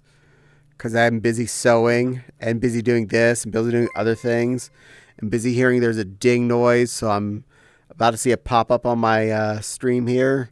And that was Alphine. Thank you for the follow. I appreciate that. Welcome, welcome, welcome. I'm Caddie. I babble at you. You're getting what you see. I read chat. I talk to you. I tell stories. At least I'm told I tell stories. I just talk as far as I'm concerned. I'm not. I do what I do, and people seem to stick around. But I haven't used the fireplace in a long time. We've lived here for 6.5 years. We've never lit our fireplace. The house came with one. We probably should get the chimney checked out before we do it. It's probably okay, though. But, yeah, we actually have a fireplace we have never lit. I haven't seen a fireplace since, I don't know yet. The second house I lived in had one. I haven't seen a fireplace since then. I grew up in a house that I grew up in a house that originally had fireplaces in almost every room of the house. Most of them got boarded over whenever the coal furnace was taken out of commission and gas heat was added to the house because they were basically just big draft holes when they were no longer being used to heat the house. But yes, my parents' house had like a dozen chimneys on it when I was born. Wild says, sent message. Excellent. I will read it after stream and work on that. And I believe Crystal replied to that. As to either Crystal or Lily works, both are fine. Is good puppy. Very welcoming. Mm-hmm. And I have first-time chatter from Alphine doing a bunch of spinny. Is it a goatee? I'm not entirely sure, but it's spinny. And I like spinny things. I like spinny things. Spin me right round, baby. Right round like a wrecking baby. Yep, that. I mean to use mine, but yeah, I need to check to make sure it's clear first. Yeah, that's the exact reason why we have not lit ours yet. That and I have Legos on the mantle above the fireplace area. We put a TV above it originally, but with no intention to light the fireplace because we wanted to put a TV in that room and it was a convenient place. But that TV's moved to a different room, so apparently something has gotten to Silver. Yeah, it's a comment I read. Damn, you look wonderful. You can keep that a little bit down. That's crossing the line a little there, Demon Lord. That's a little less appreciated. Mine's meant for actual wood. Yes, so is ours, actually. We have our house was built in 1970, so it is definitely a wood fireplace on the family room, which is the garage end of the house. It's really nice, but yeah, and thank you, Fopsy, for deleting that. I put the TV inside the fireplace, just have it run the flame screen. You've been watching too much IT Crowd there, Commander. Commander. Made in Britain. Oh, that makes sense. I'm going to put this... Problems require modern solutions, Commander, so... I'm going to put this with the rest of the fire. Where's the distinguisher? That was one of the best episodes of that show, too. So, I sent an email. It's fine. There's a fire. A Don't mind me. I just need to find something on my computer. Okay. I just have a teal coyote painting from Thornwell over mine. Oh, nice, nice. We have a few of our many pieces of art hung over top of our fireplace. Some I got from art auctions, some drawn by this Mehendi person that you may have heard of their art.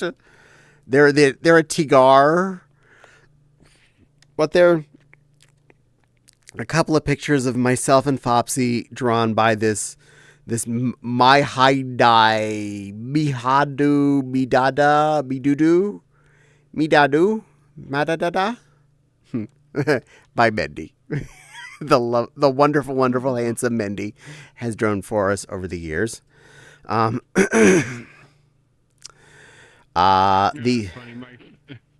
when you started Twitch, my phone, I have notifications on it said you were playing Cult of the Lamb. It doesn't even say that. I mean, I know I'm set to the right thing. Twitch notification on my phone said that you were playing Cult of the Lamb. Thank you, Twitch chat. Same year as mine. Nice. Yet we know our house actually has been built in 1970 on the penny, which is pretty cool. Fantastic. Um, Damn it. And when we moved in 6.5 years ago, it still had the original boiler furnace. And that has now been replaced. Handsy fiddle or something. We don't know what yet. My Razer Synapse isn't working. I'm sorry. Straight. Which means I can't change the colors of my keyboard. I'm sorry. Straight wants an ooh-woo. Did you need an ooh-woo, Straighty? Straighty, you can have an ooh-woo. You get all the ooh-woo you want for your ooh-woo dollar. Did you want an ooh-woo? You get an ooh-woo. You got another ooh-woo. That's another ooh-woo. You're getting your ooh-woo for your ooh-woo. Did you feel you ooh-wooed your ooh-woo? You got your ooh-woo. There. Hopefully I maintained that. Ooh-woo. Hey, I give my 100 points worth. I don't let you waste them. Thorn does some great stuff. I need to frame a sea otter painting she had. Ooh. I mean, if you want to ooh with a whole lot less enthusiasm, I'm your guy. Ooh. Excuse me. Ooh. I'm jelly of your Thorn Wolf art there, Mindy. Then again, I'm jelly of a lot of people's arts just because art's cool. If I want to terrify silver, I could go the other octave. Over each of my desks, my work desk and my fun desk, I have art hung by different artists. I thought you were making me a coffee. Most of the art over my work desk is done by Mendy. Most of the art over this desk is by other people because most of my frameable Mendy art's over that desk.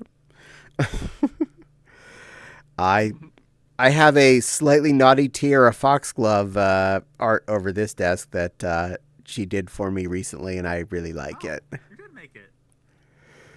That's what I get for not paying attention. I got my coffee. Yay! Caramel macchiato. Thornwolf did my servo characters ref page. Oh, that is pretty cool there, Commander. Well, I'm glad you got your Ruffy page then. Straighty says, yes, I want an uwu. I'm looking at good girl. Yes, that exists. And I'm not admitting it unless someone pays for it. Not gave a smiley, innocent little angel face, and Muto C66 or 68, I can't read for sure. Tiny letters, 68 or 6B or something like that. Welcome to the stream. It is lovely to see you. Thank you for joining us. What you get is me babbling here. Sneaking suspicion somebody's gonna hit you with a good girl. They already did. Oh, And it's the same name. and I'm caught. He still goes by Moto CGB. I'm caught. There we go. My umbilical was caught. I did not want to cause damage. All right, there we go. She just had some slots for Valentine's Day, which she did last year, and, well, I love the one she did for us. Oh, nice. That is awesome. Okay, well, first, Commander, all right. I'm a good girl. Silver hit you with one too. I'm a good girl. I I saw. see that. I'm a good girl, Commander. Does this satisfy your request? I'm a good girl. Oopsies. And Not says, innocent angel, you must be thinking of someone else. Well, I'd say that particular emotidoodle was the innocent-looking angel model. So, elsewise, I don't consider that angel very innocent. I think they definitely play that up more than they are. Though I don't. Talking about a little archangel. Yeah, but I don't want to. Angel. And I don't say this to talk poo on anyone. More of a, I'm being. We all know every child is cheeky, whether or not they let it out in public. And Silver also apparently needs me to say, You can ignore that. You're welcome No. to ignore that. no, you got I it. didn't see that Commander did it. You paid for it. You get it. I'm a good girl. I'm a good girl. I am a good girl. Does that satisfy you there? Only if you come in here and let me give you pet. I can only bend down so far. That's far enough. Yay! Successful transaction. And I get pets out of it. Good job, Commander. Completely messed up my mirror. Yay! I'm sure I think Demon Lord might need Good job, Commander. into timeout. Apparently, whatever Demon Lord said, don't do that again. You do that again, we will time you out. He needs to be put in timeout. Chi is certified goblin. I'm okay with that. And yes, I agree with Not. You're not as funny as you think you are. So please be good. You're like that kid, the class clown who thinks he's funny but isn't. That's okay. Let it be. It's okay. I am gonna say this once. You're being a dick. I would like to see what he said, but I'm not a moderator. I'm happy I don't have to see it right now. Sure, only the But for now, let's just let it pass. Nope, we don't need to talk about any more children, okay? We don't feed the trolls. I'm Don't gonna feed the focus on my trolls. game, Thank continue you. What I'm trying to do. Like I was saying, don't be a dick. I did mind to Phil Star. Hey, the First whole lobby's warning, full of but eight. don't do it again. But yes, I certainly hope that you succeeded in fulfilling Strady's request there. My God. How? The chances of that are so low. There's What? a person in my game on my team because I'm playing Dragon Ball: The Breakers. His name is Michael. Nice. Odds are super high on that. Michael's a really common name. That's the name of my twin brother. Yeah, Caddie, that name is kind of significant to Silver a little bit. Yeah, that's the name of my twin. Oh, okay. As he has long passed. I'm sorry. Yeah, that's why I'm kind of weirded out here. Anyway, Ara Ara, that would be me saying Ara Ara in a fairly provocative manner. So if that's what you'd be interested in, that's worth points. So you're welcome to that anytime you We'll like. probably cast it. Would you... That'd be an interesting combo to do to Fopsy. I would opt... Ara with the baby voice. I would opt out for a... I would opt for a ban at that point. This one has no redeeming qualities. I'm willing to let people have a chance. So don't worry. We have this, children. So I think he's bannable. Twice does not mean bannable. Honey, you don't have to worry. This is my stream. I'll take care of things. Okay. It's okay. We're playing baseball. Yeah, you don't have to be in charge here. I got the big kitty pants on. I know. I know how to deal with bad people. All right. Chi gives little sippies. I can feed the trolls poison. No. And Minnie's like, let's move on. Yes, thank you. Gotcha. You know what they call a quarter pound with cheese in France? Isn't that like a Grand Royale? I know it has a weird name. Royale with cheese? Disappear. Oh boy.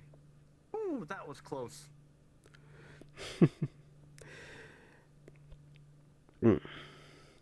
What's that? Exactly. So Straight, you had it correct. I knew it was Royale. I thought it was Grand Royale, but I was close. Yay! Yay, Straight, you get 1 point. You get a point.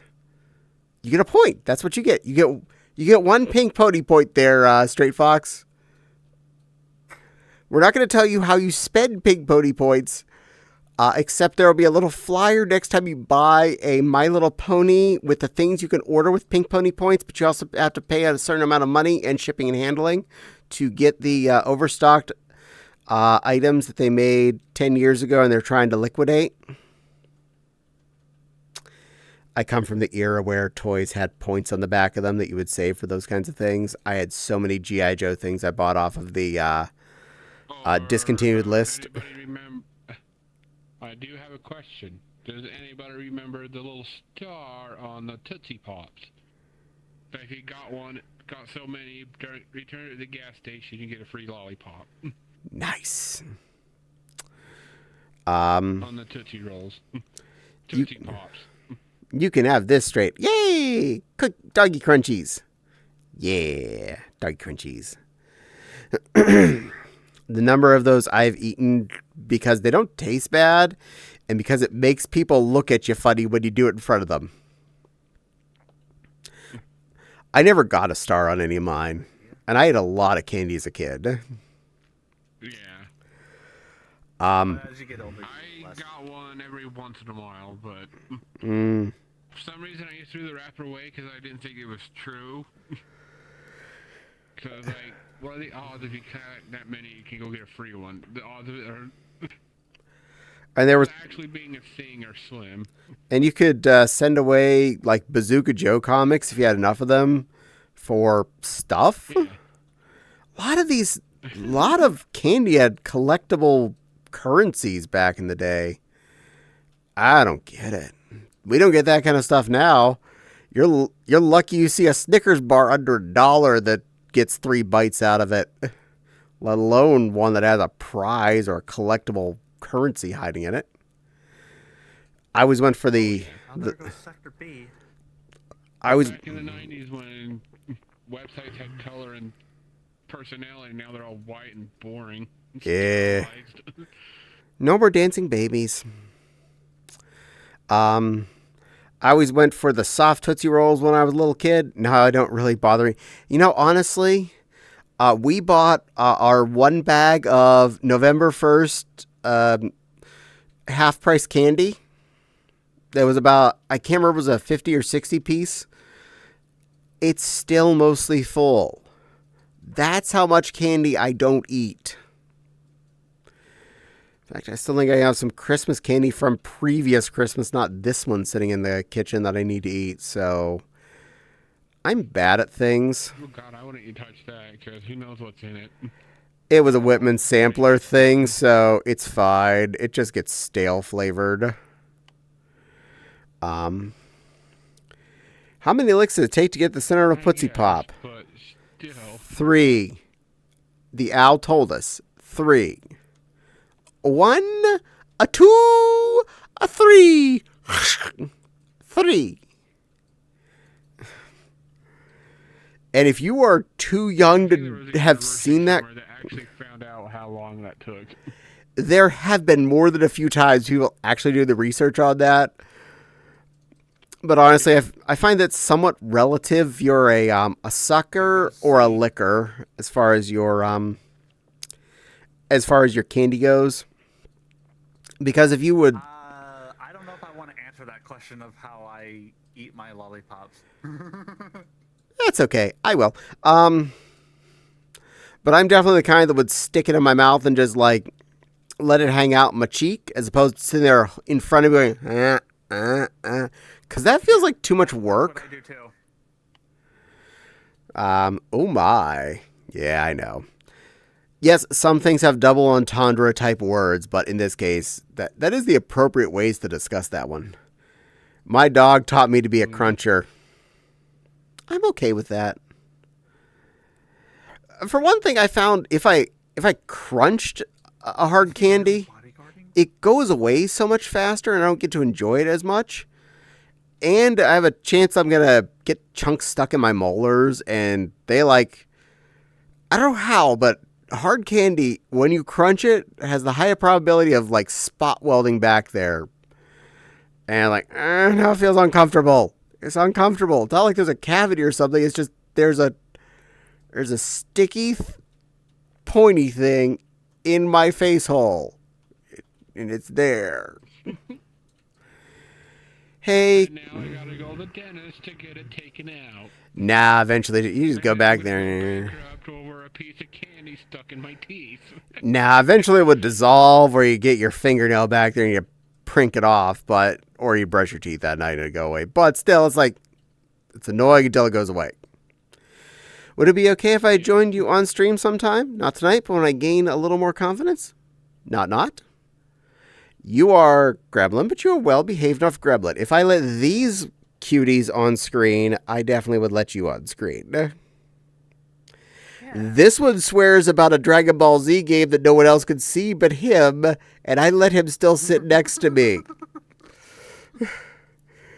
Because we don't even discuss how much I swear. No one understands what he's having issue with. Don't hear me raging. Ooh, Eartha came back for me. Yeah, just pop it in your mouth and put it near your cheek. I would love to join. Shame I don't have VR headset. But yeah, that is the easiest and funnest way to deal with any lollipops or hard candies. Me and Silver don't exactly have VR.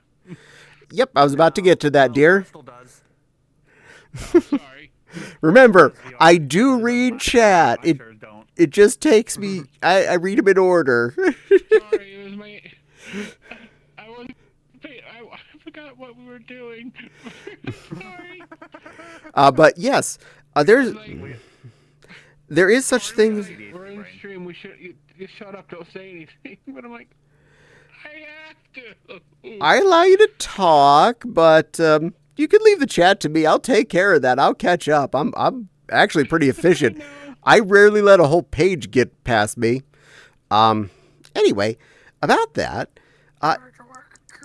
you don't need VR hardware to join on stream. In fact, those two neither currently are on in VR hardware. Nepal is definitely never in VR hardware when she comes on. You just have to be in desktop mode. As long as your computer is not a complete potato. VR chat's free. Repeat, VR chat is free. You can go on to Steam, download it, and install it. I do recommend taking a few minutes to figure out how to control yourself a little bit in desktop mode before jumping onto someone's stream. Unlike me, I may have jumped on someone's stream the day after I installed VR chat the first time. But to be fair, it was her fault I installed it to be on her stream. Because she asked. And I was nice, that little badkin. No. Connie? Yes. Also, you'd probably... Fopsy, then Babcan, and then I made the connection. Fopsy didn't start streaming till long after I did. In fact, I'm the one that got Fopsy into VR in general. That's my fault. Yeah, you said Babcan, and I made the connection. There's only one Babcan we all know. But there are plenty of free avatar locations you can go and search to find something you'd find at least semi-appropriate to your character if you don't feel like commissioning someone to do a skin. Or if you want to cut out the middleman, you just go to Prismix. That's where I was getting to. You go to one of the free avatar search places like Prismix, and you find something that suits your needs. Say you just happen to be a Renamon fan. You search for Renamon. Or you just randomly say, I want to be a fox. A yellow fox. You search for that. You'll get 3,000 choices. Click on it and boom, yours. Oh no, did he get all of them? He got all of them. Yeah, I guess I'm a bit of a gremlin, huh? Sorry if I ever made you uncomfortable. So far, you have not. You have yet to make me uncomfortable. Yet. I give you time, mind you. I mean, nobody's perfect. Heck, even some of my friends that aren't gremlins have got under my skin by saying things that I find uncomfortable, questionable. Like giving medical advice on your stream. Not going to go into too much depth on that, and I prefer if you two did not either. But yeah, I do not want to recommend or deny anyone from using any vitamins, supplements, or over-the-counter medications, or anything that the doctors tell them to take. I am not a medical professional, and neither are they. Please do not take medical advice from streamers, even a little bit. I know how an influencer can influence people, which is why I tell people to be careful about this stuff. You don't want to imply things, because when you have 10,000 people that are following you, you have a higher probability that people are taking your word for gospel, even the things that you are feeling like you're saying that are not, that you're just saying your opinion on. So please be careful and don't just take medical advice from every streamer out there. Taking hints, like I say, walking helped me lose weight. I'm not telling you that you should all go walk 30,000 steps a day. I'm telling you, I walked 30,000 steps a day. That's not an exaggeration either. I was walking over 30,000 steps a day for a while. I stopped only because it was taking too much time out of my day. That was literally the point of it. Not because I was tired or getting sore. I was effing bored. So I can still walk an intense amount in a day, and it really helps when I go to conventions. But, yeah. Very important. Oh, what am I missing? Oh, thank you, Panda.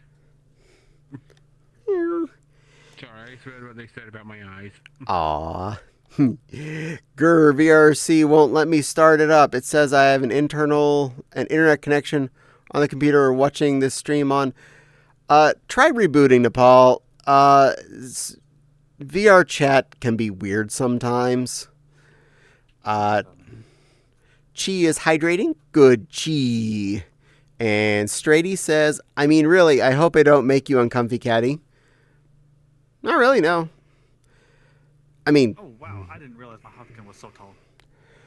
Normally, most people don't make me uncomfortable. And usually I'll tell people if they do it. I've known you for years? Yes. Yes, you have. Comfortably uncomfortable. Well, yes, Jax. Not says, I promise I won't make you uncomfortable on purpose. Let me know if I take things too far. Absolutely. I always tell people if they've gone too far. I love the eyes. Yes, Arfla eyes are pretty, especially this one. He's a cute little puppy. No, I'm not. I'm not cute. No. Pretty puppy that's trying to deny cuteness. Still, I'd love to join you one day. The kitty can offer their 2 cents. Absolutely.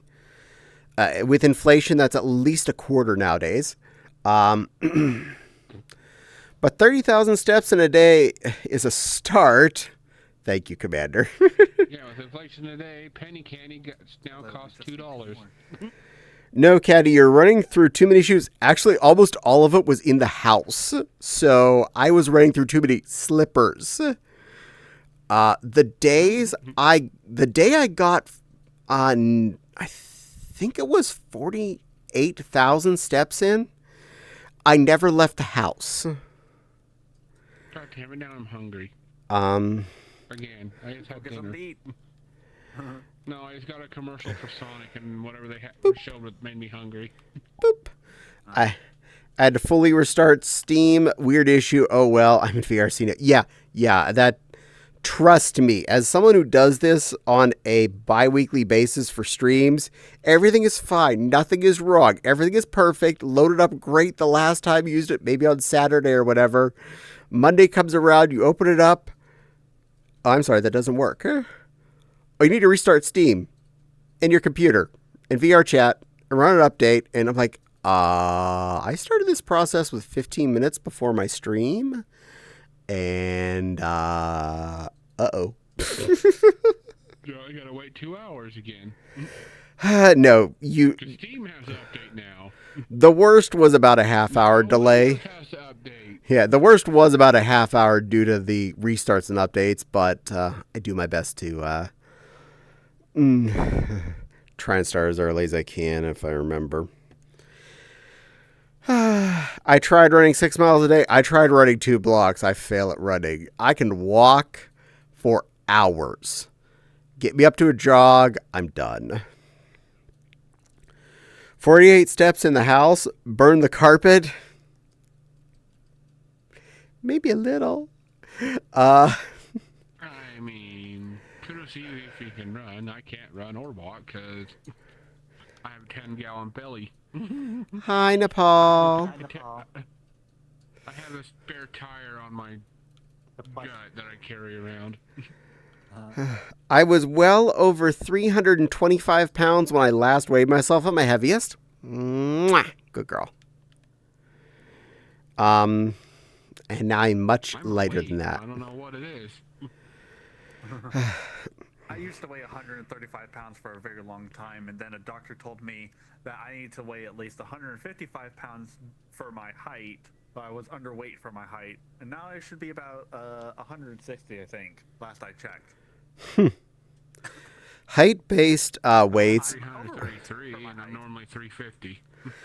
As someone who had their BMI checked, besides just following the height weight chart, every doctor I've ever been to has said that that chart is so out of date and not based on reality.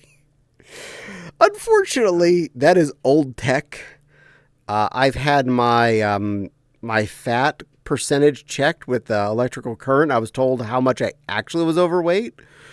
At that time, I was like, wow, that's a lot less than the magic saying I'm 6 feet tall and I should be like 150 pounds thing said. I'm like, yeah, no wonder everything says I'm like overly super obese. Because I have a wider frame.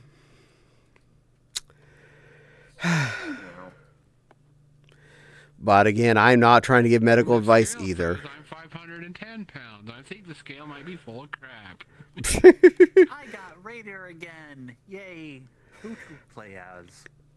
But I am fully trying to... Scales are there to deceive you every time. I don't trust scales.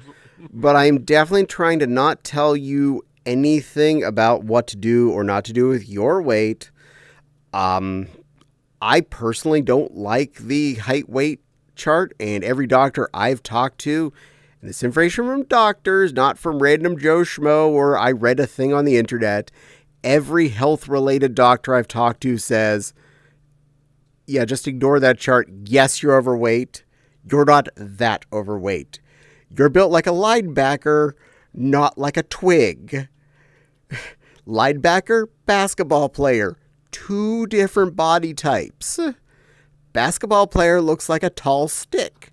Linebacker has a frame that's built horizontally more. And I'm built like a truck driver. I'm built like a plumber. The screen was like, wait, where am I? Oh, right, I'm the Raider. Am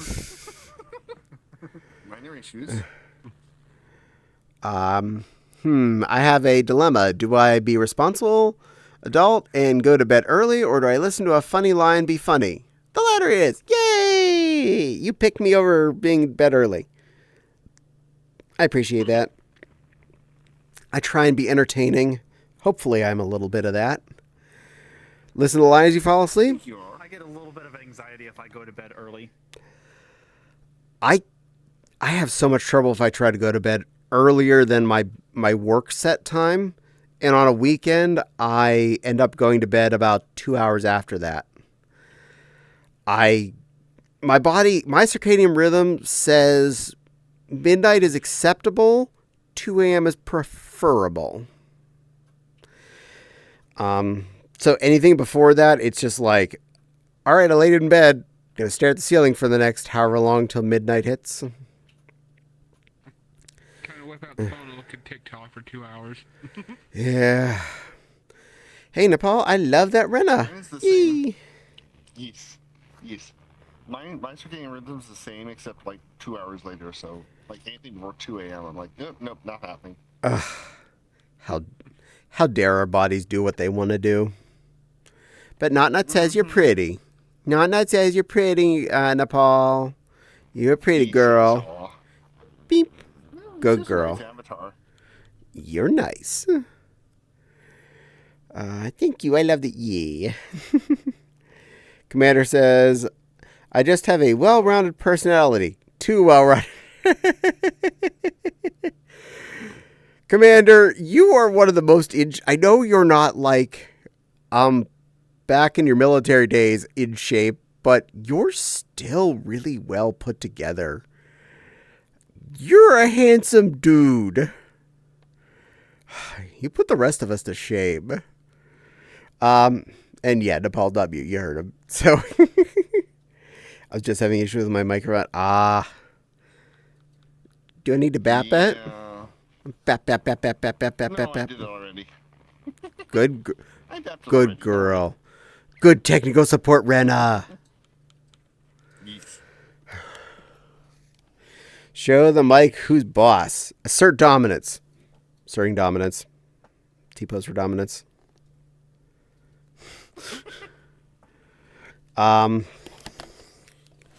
Honestly, if my headset microphone gave me problems, there are 2 other ones attached to the computer I could switch to without any extra effort. The one on the webcam, which is what I used to use for streaming, and the beautiful Rode mic sitting next to me. There. Crystal wanted to be wanted dominance for some reason on my stream. Doesn't work. I claimed dominance already. My dominance. Well, I claim Arflin dominance. You can be dominant over all the other doggos. And since there are no other doggos, you're primary. And Silver's in charge of all the Babkins. No, Silver's not in charge of the Babkins. Grown-up Hopkins are in charge of all the Babkins. Connie's in charge of the Babkins, though. Connie's princess of the Babkins. No, Cuddleshad's in charge of the Babkins. Babkins don't get to get in charge of themselves. That makes much more sense. That makes much more sense. Chibi giving some sippies. Where'd that other person go? I don't know. Huh. That did good. Oh, wait, Bap no, there they this. Bap. are. Disappear. Something fun worth talking about that came up this morning is moving. I want to stress to all of you who have never managed to move yourself, especially in an adult sense. Oh, hello, Foxy Green. Hello to y'all from the Pirate Lands. Yar, well, welcome, and thank you for joining us in chat. Well, I'm going to go. Thanks for the stream, Caddie. You are welcome, Straighty. Thank you for joining us, and thank you for having fun. I will see you next time. You be a good Fopsy and wear something very dapper. And or with a pretty dress with fur trim. Either way, whatever works tonight. Moving is a pain. If you've never done it on your own, like not because your parents or your guardians were doing it and you were in the process with them, moving as an adult when you're in charge of the process, you and your possibly other half, it is stressful. It is a lot of work. It costs way more than you would expect. I've got to move it. Yes, King Julian, you may move it there, Commander. Now, for our experience, mine and Fopsy's, we lived 8 years in our 3rd floor apartment, which had 3 fire escape entrances. That's how all the entrances were through fire escapes. Moved out of a 600 square foot apartment to this 2,500 square foot house. It was not a direct point A to point B, though. First off, we knew we were moving to this state, and we had several friends in town who were willing to hold boxes for us until we got here. One of which who has a giant-ass basement that was mostly just doesn't do anything unless there's a event going on.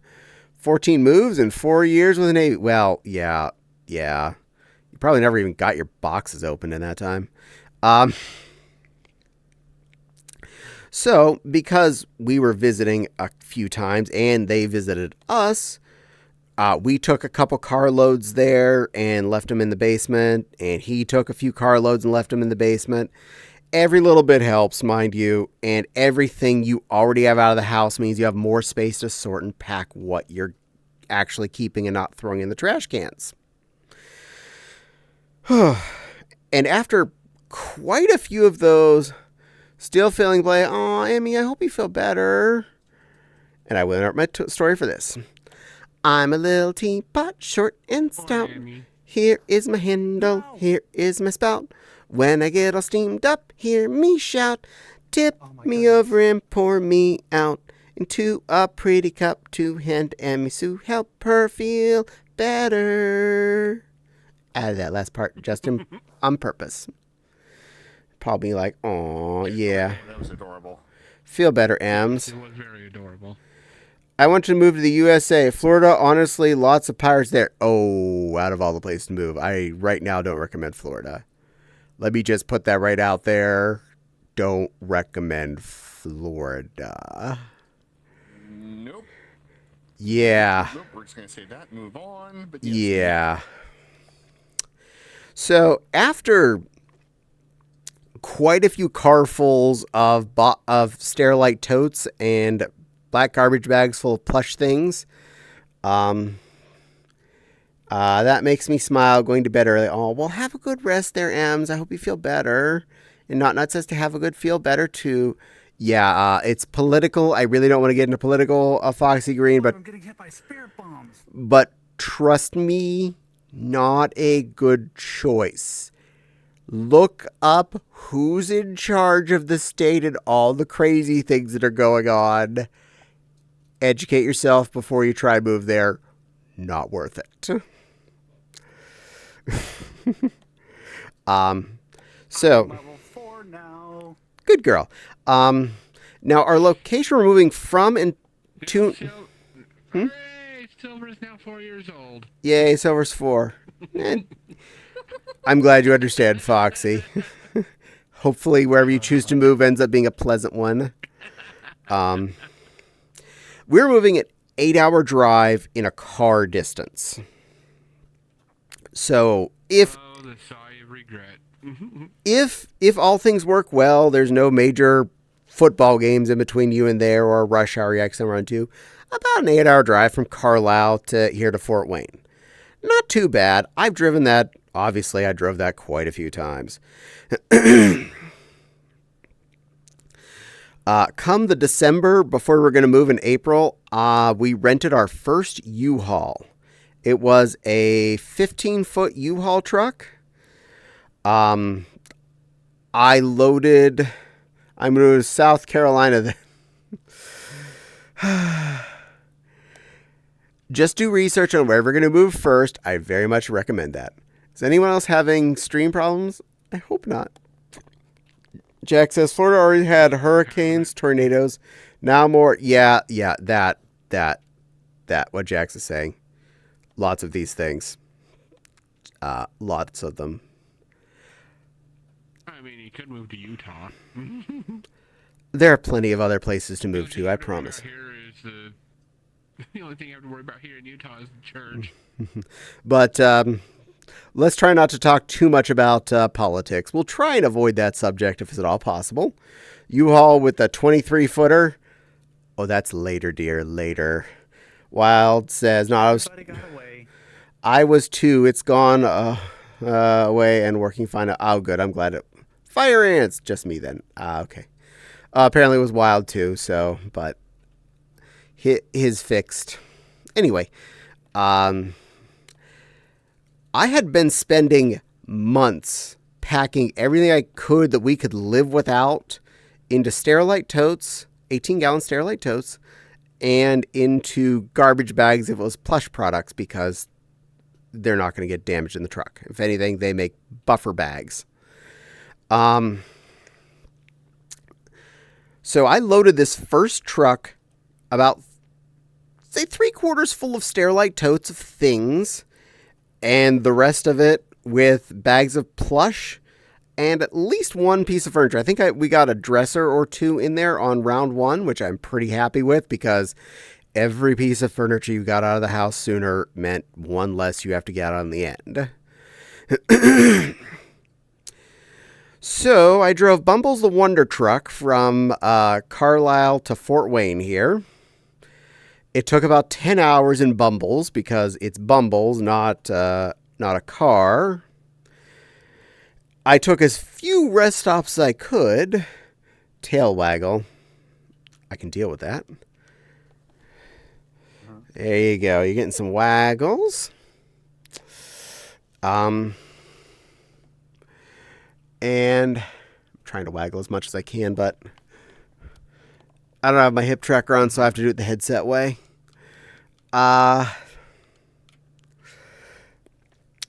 When I was going, I made my first rest stop over 3 hours in at the Ohio Greeting Station.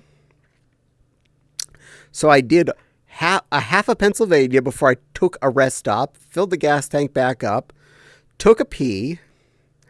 Then I made it the entire rest of Ohio, took the first rest stop as soon as I got into Indiana.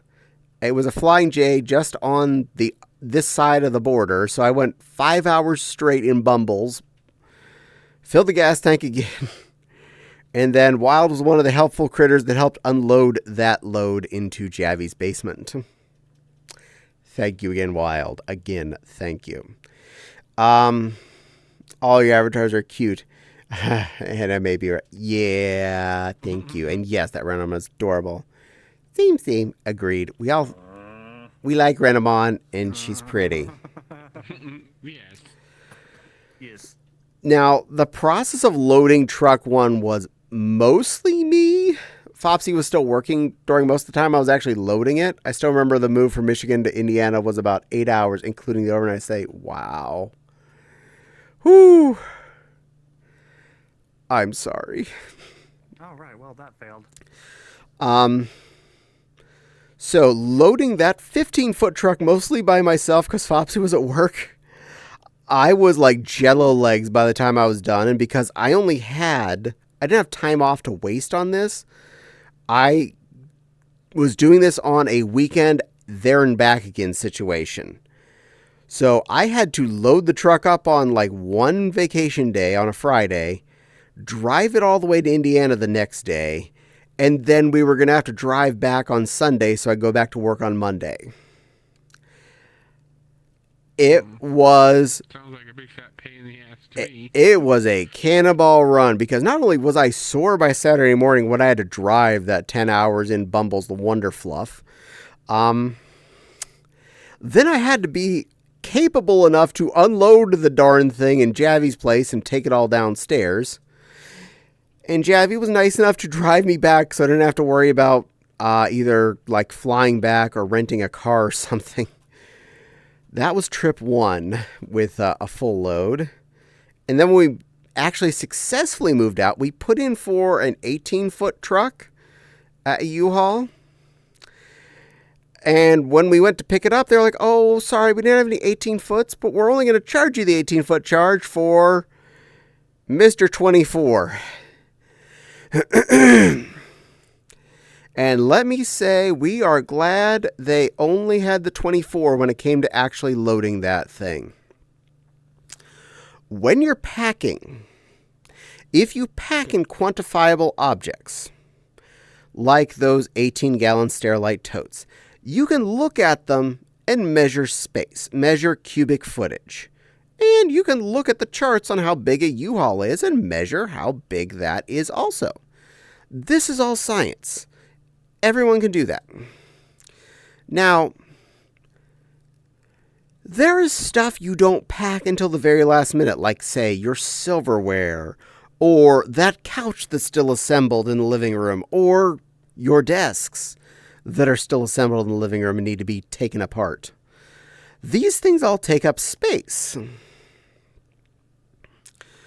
By the time the two of us got that thing loaded, and it was definitely both of us working hard loading this thing, we were both jello-legged, and we slept that night on the air mattress in our now more or less empty 600 square foot apartment, and now a 24-foot U-Haul filled to the tailpipe with stuff, and we were very thorough, not wasting an inch.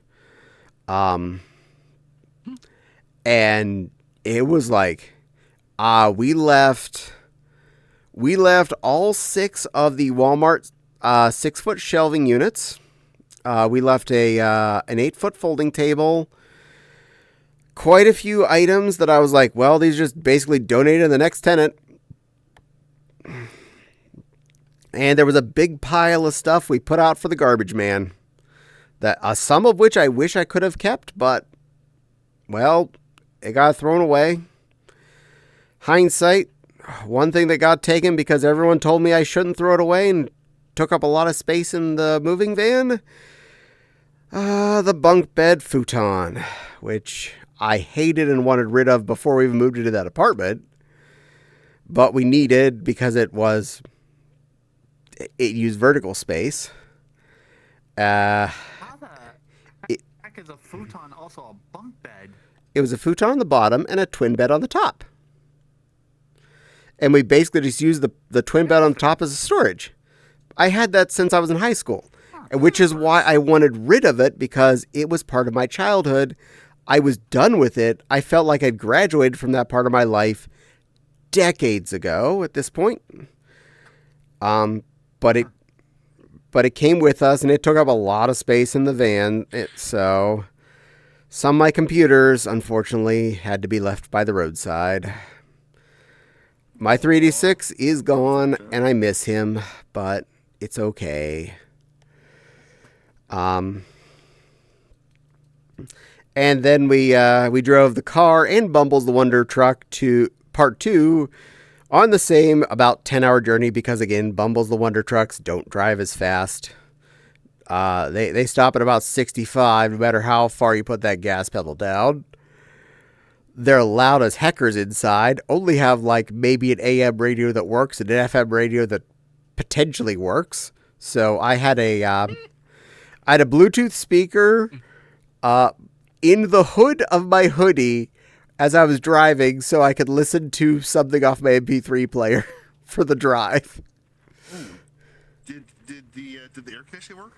Yes, but it didn't really matter that much. It was April, so I was fine with whether or not it was working too much. You're doing better than Anthrocon did one year with the truck. I've helped unload enough of their Bumbles the Wonder Trucks. The number of years I have helped with the Anthrocon loading and unloading process, yes, just yes. It's easier now, though. Well, I know they have the storage space over on it's the north side, technically, up towards where Swifty lives, Etna. Oh yeah, that's where that's considered. That's part of Etna. Yep. I have helped load from there. It's on pallets. Oh, it's on pallets now? Oh, last time I had to load it was not. And you had to we did the hot foot the boxes from the storage room down to the outside.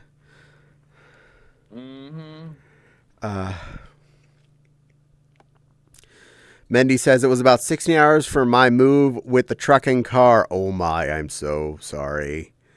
I know you moved from the Pittsburgh area up there to the the small size soda, so that's a long haul in a hoo-haul. Congratulations. We're lucky. All we had to move. Actually, I think you guys were lucky. All we had to use was a pickup truck. Science. A long bed pickup truck. So all our stuff was moved by tie downs and a prayer. Tie downs, bungee cord, and a prayer. Nice. Blew out. Science. Space. But then again, we moved. We all moved the same state, so we didn't have to go too far. Yeah, if you're moving within, say, an hour or two drive, you can easily do loops. Like, oh, I unload a pickup truck, I go back, I unload another pickup truck. My previous move was from York to Carlisle, so it was a half-hour drive each way. I made so many minivan trips, I just didn't rent a vehicle. I had a blue minivan, dropped off the seats, and made the drive back and forth over and over again. But I had less stuff, so it was faster. Yeah. Something went ding and I'm waiting for it to pop up. Ding. I heard you go ding. Ding dang. There it is. Your Ninetails followed. Oh, thank you for the follow, Your Ninetails. Ah, yo, yiggity, yo. Welcome to the stream. Thank you for joining us and thank you for the follow. Not Nut said, I had about 20 different moves between my life. I wish I had U-Haul for most of it. Oh. I can say they're a blessing and a curse. They're a costly thing. We probably spent about $4,000 in just U-Hauls and whatnot for our 2 trips. And they were one-way trips with the U-Hauls. But yeah, they're expensive, but they make life so much easier. I loaded all my stuff in the U-Haul, hooked up to my car, and tow dolly. Hooked up my car to a tow dolly and drove away. It was a pretty physical day. Yes, for anyone that doesn't think about it, you could pick up a box and move it. Oh, this is easy. You pick up 40 of them, you start to feel it. You do an entire U-Haul's worth, you are a puddle worth of muscle. You're not functional anymore. I think those are sip emotes there with Chi. I think it's hard to tell. The emotes usually like blurry on my wrist. All respect for people who move for a living. Oh yeah, I am really proud of those kinds of people. I can't do that. Not my job. The truck couldn't get over 45 and we had to avoid toll roads. Oh my. Oh, that is... Well, going across Ohio wouldn't have been too bad. 30 is actually pretty nice. But anything past that, I'm not taking any claims on. Yo, yiggity, yo, your Ninetails. Good to see you. Thank you again for joining us. And Denny says, hi, little Denny girl. And I have a makeup check, so get up here. Let's check. Let's see. Oops. Let me make sure you guys look good. A little bit on your cheeks up. Make you look nice. There you go. Get your hair. Make you look pretty. Check my hair too. Okay. I think we're good. And then I mess up the camera.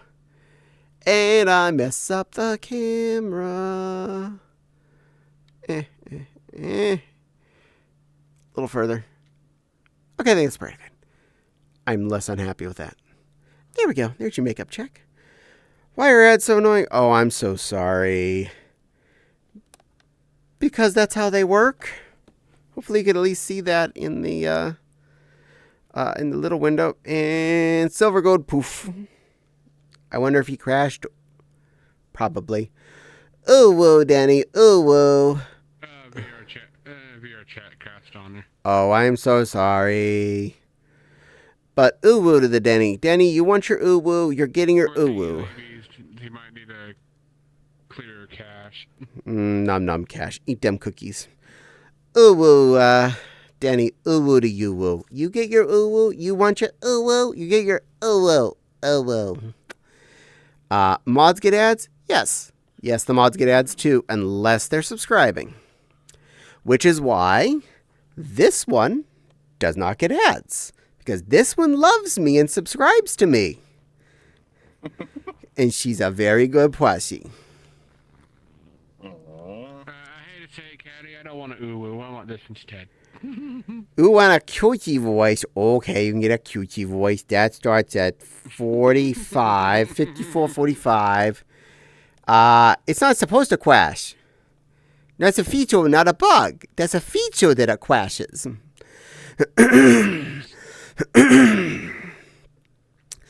Funny thing about a previous move to that one, I was moving from York to Carlisle. Flopsy had recently landed in York and was staying where I was before, and we were going to get an apartment together away from the house I was renting a part of. I'm a good girl, Nepal. I'm a good girl. Are you happy? I'm a good girl. Very happy, I believe. You are welcome. I got to see Hello Kitty Band-Aids that had copyright date of 2004. Nice.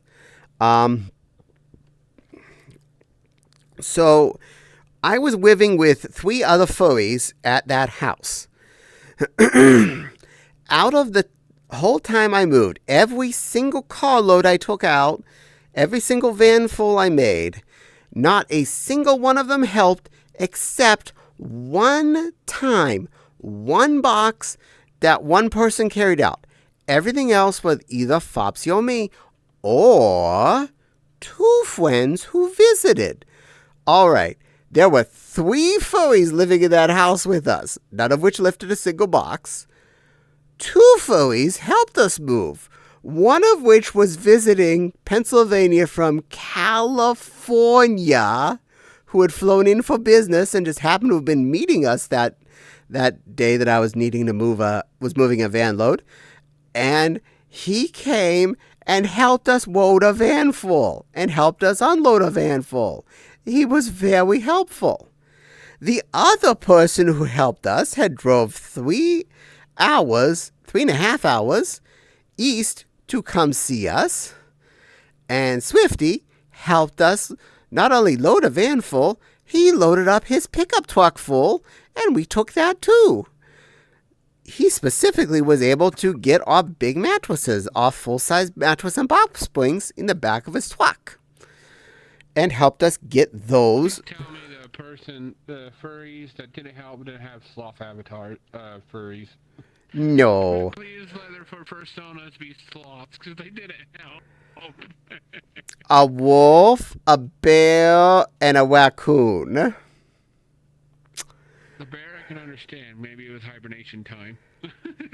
No, lazy fluff. And I'm using that word and not the other word. Little wiggle modes. So not only did Swifty have the science of having a pickup truck that you could put a full-size mattress tied down in the back of, where I couldn't easily get that into our minivan, which saved me having to rent a U-Haul or something to get that home. Thank you again, Swifty, if you ever hear this. But he also had an ingenious system, so we didn't have to carry the mattresses up the fire escapes. Because not only were there fire escapes, but they're fire escapes that had a roof over the top of them, like a porch roof. So you have a fire escape, which is scratchy metal, with a roof you're going to hit on the top with the mattress. And this is a full-size mattress, so it was going to hit both sides. And we didn't want to scrape up the mattress. He's like, I got this. One of the very top point of the main fire escape has a landing on the top of it with no roof and a door that goes straight into the kitchen. So, with the ingenuity of 2 ropes, we tied the mattress up. Swifty and Flopsy got on the top and pulled the mattress up, while I was on the bottom and helped lift the mattress from the bottom and helped keep it straight until it got up there. And it went straight in the door and went into the house without a problem. The science of ropes. And when we took it out of the house, I believe the answer was more of a Leroy Jenkins version. Open that door. Flip it on its side. Leroy Jenkins! Flump! And hit the ground. And then we carried it over to the U-Haul. Boy, I'm tapping out. Cat needs their sweep. Have a good night, Caddie.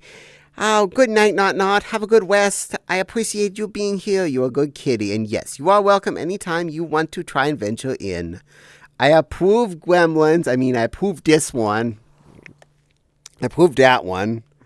This one's not a gremlin. This one's a good girl. That's what you think. Yes. That's what I think. And your cutesy voice has definitely been expired, but I gave you plenty because I think I cheated last on Monday a little bit on somebody's cutesy voice. I didn't want to let anybody feel like they weren't getting their cutesy worth. Then again, last I think it was Wednesday was the stream of constant cutesy. I swear, you kids all had way too many points to spend.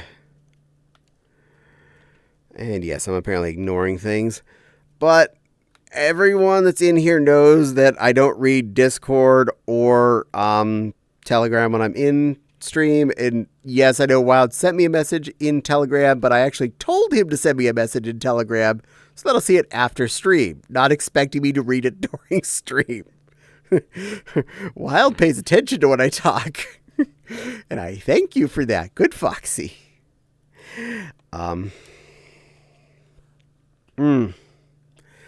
Meow. But moving's interesting. I don't want to do it anymore anytime soon because my favorite pal is Lucario. Yes, there's a Palmon that looks like Lucario. It looks really cool. Anubis. Yeah. Finding that pal is a pain in the butt because it has some Super Saiyan stuff to it. Nice. Yeah. Yeah, it did this jumping move and then slammed down on me, and I ended up dead. Now, when we moved from Carlisle to here, we moved from a 600 square foot apartment to a pile driver from space. That's annoying. We moved from a 600 square foot apartment to a 2,500 square foot house with an attached garage that doesn't count against as part of the space, and a shed in the backyard. And we gained a few things since then. In the apartment, we had 2 desks in the living room with a TV stand in the middle and said bunk bed / futon couch as the couch in that room. We had several 6-foot shelving units, which none of which made it in the travel, which is fine because most of them were kind of wearing out anyway. Those were really cheap shelves and they were really starting to bend. And we had a bed. There we go. Super cute pink pal Lucario in the room. Yes, we do, and she's very pretty. Yes. So we had enough to basically have our master bedroom, desks that we both had fun and worked on, and a couch unit that I was definitely not intending to put together. So when we bought the house, we immediately ordered a really nice couch and big chair for the living room, so we knew we wanted that. The TV stand went in there, obviously. We bought a new bed because we finally had a big space all to ourselves, and we bought a queen-size bed. We've been on a full-size sharing for 8 years. We wanted a little bit more space. Hydrate, thank you. I probably need that. Yeah, there it is. Yeah. Ah, delish. You're coughing up a hairball, it sounds like. It happens. And thank you for the cute icon there, Jax. So we got that basic furniture. We ended up getting a small table that we were putting in the breakfast nook and a larger one where we put out in the living room where we set up as a dining room area, which have been switched at this point. Those are some of the first things we got. Fopsy's mom and stepdad came by and dropped off another full-size couch in our house that actually, to be honest, actually a really close color match to the couch we bought. Not as comfortable by far, but it's nice. It takes up a wall, so that's cool. We've acquired an exercise bike off of Woot. My parents let me have their elliptical that they weren't using anymore. Mom hurt her hip and couldn't use it after that. We actually bought a matched bedroom set to go with that bed we got in the master bedroom, which is the first time I've ever had a matched set in my bedroom. Ever. We have a raised bed platform with a nice headboard and drawers underneath. A big dresser and a small dresser to go with it is so nice. I love that. I'm so happy with that. And we even still squeeze in one of the old dressers, which ironically is another one that a thing I got from Swifty. Thank you, Swifty. Your furniture is still part of my bedroom. The bachelor chest is currently in the blue spare room. Additionally, since moving in, we ended up with the safe / filing cabinet, a chest freezer. I have bought more Legos since then. Lots of other shelving units have been repurchased. We actually got a nice bed for the smallish room in our house. It's a bunk bed. A white wood frame bunk bed for the smallish room. The one that has Disney characters on the wallpaper that are not very tall for reasons. How many plush have you gotten? That wallpaper came in with the house, and we've gotten even more. Dear God, about a third of all the stuff that was in that U-Haul was in black plastic garbage bags because it either was plush, fursuit parts, or like blankets.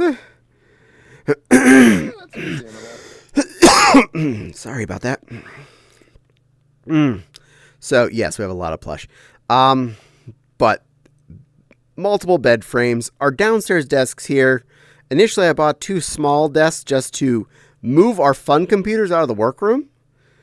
Very important maneuver that I do not regret for half a second. But we moved our fun computers out of the workroom. And then a few years ago, I replaced those little dinky, they were like $80 Walmart desks that you could barely fit 2 monitors on. Which for initially what we were doing with them, since we didn't have a lot of stuff to store in the desk, so we still had our big desks upstairs with our work garbage on. They just needed to hold our monitors and keyboards and have a tower sitting next to them, which is fine enough. But as time grew by, we wanted more space and be able to spread out and have more than 2 monitors each. So we got these lovely desks from Amazon, which I got 2 desks, 2 L desks with hutches off of Amazon. It came in a total of 6 giant arse boxes. Let me tell you, me and the UPS guy just picking them up out of the back of his UPS truck and walking them into the front door and dropping them down in the front hall was fun. I am so glad he was willing to at least get them to the front door, but he was even willing to help me walk them inside so they weren't just sitting on the front porch. Because he initially was like, can I just drop these off in front of the garden? I was like, could we put them in front of the front door at least? Because they're going in the room next to the front door. And he's like, if you help, I'm like, I'll help. He's like, okay then. and I helped unload all these big boxes. That was an adventure. And I'm happy we succeeded at that because these desks are pretty darn nice. They were a good investment. They're still looking really nice several years down the road. They were basically our Christmas presents to each other that year. And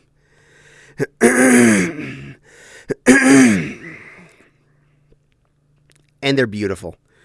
They each hold our 3 monitors plus more space in the end. I have also my drawing tablet / my VR stuff sitting on there at any given time. Fopsy has similar, except no drawing tablet, just VR stuff and other things. And they look pretty. They're a very nice light gray kind of driftwoody color. Whereas our upstairs desks that we had in Carlisle, the 3rd set of desks we had from living in Carlisle. In 8 years, we had initial desk, which Fopsy's was the one brought from California that was a left by the side of the road IKEA desk that was missing a couple parts. Mine was a 8-foot folding table, one of those composite wood ones. We traded up to these not terrible corner desks from Walmart that were just really not like a L-shaped desk, one that's just literally a corner kind of triangle desk, which we used for quite a few years. And then we moved up to these large black ones with hutches that we got on sale at I think it was Staples or Office Depot, I can't remember which. But they are still really nice. They are the ones in the workroom right now. And if you took the hutch off, it is the same model that Wild Fox uses. It is the exact same desk. We just also bought the hutch attachment for each of them. We like vertical storage and place to put plushy things around our desks. It was a hard fight enemy. My enemy team got creamed. My unit took a pounding. Oh, I'm guessing that's for the Lucario analog thing. Doobie doo doo doodly doo.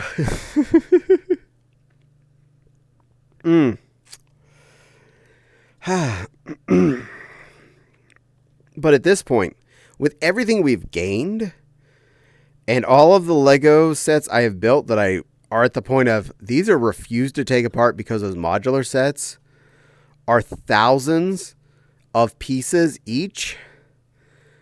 If they're not already pre-bag sets like they originally were, they would be such a pain to put together again. Yes, Wild. Actually, when you first bought your desk, we ID'd it because we saw your desk like, oh, I know that desk. And you told us where you bought it. And I'm like, oh. And I remember the times like, because we bought ours not too long before that. Yeah, you bought it at the same place. So you not only have the same desk, you helped us move 2 of them in pieces down to Javi's basement. Just let you know things you've done in your life that you don't know about.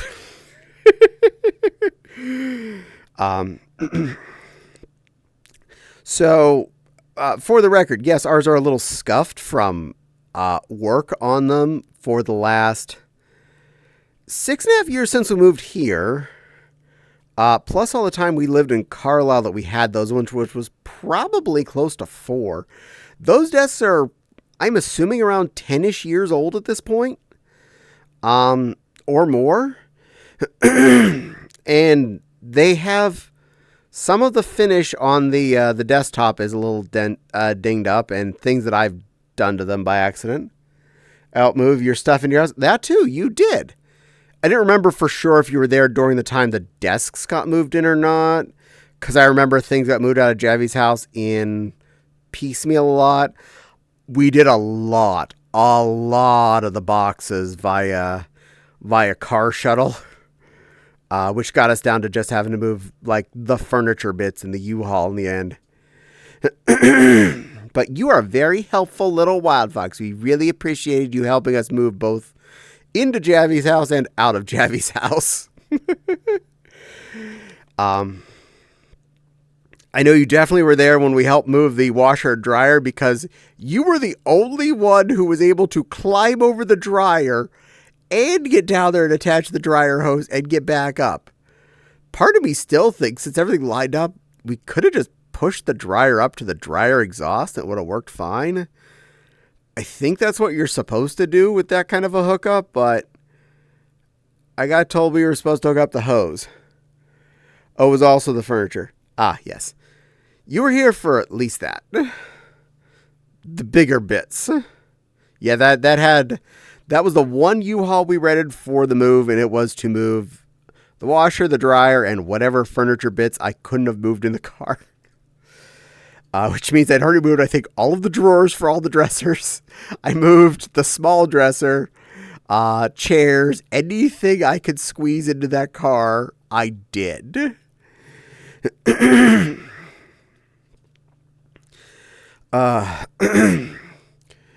It was fun.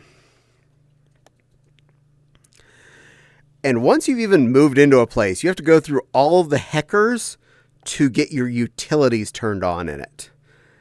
And a lot of the times you have to sit there for that whole day waiting for said utility person to come and flick a switch or open a knob and say, yep, I turn on the gas to your house. Okay, bye. Or here, plug your modem in. Ooh, I need to put in a new network box on the side of your house. That one doesn't do the 100, it only does 50.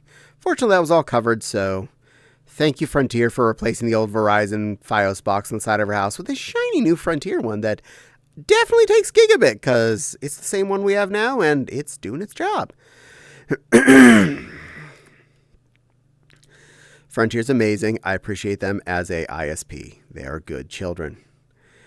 And the electric company did their duty. The water people did. The gas people did. Fopsy was usually the camper because Fopsy had a couple of weekdays off, and we could arrange that around Fopsy being off to be here to wait for whichever thing. Also for when the couch and the bed got delivered, because Value Sheety Furniture delivered our few new pieces to the house, which was really nice. To be able to move in and have a couch and a bed as two default items already, major plus. But trying to move all this out now, I don't even want to think about that. Desks, couches, beds, all of that alone is like 20 times what we had from moving from Carlisle. That doesn't include stuff like any additional fursuits, plushies, Legos that are going to be impossible to take back apart, figurines, That's gonna be books. Legos are gonna be an entire 2 trucks worth of themselves. Well, most of the disassembled sets are camping inside of 4 or 5 18-gallon Sterilite totes, so not too bad. But the constructed buildings, I would have to put into boxes with padding. So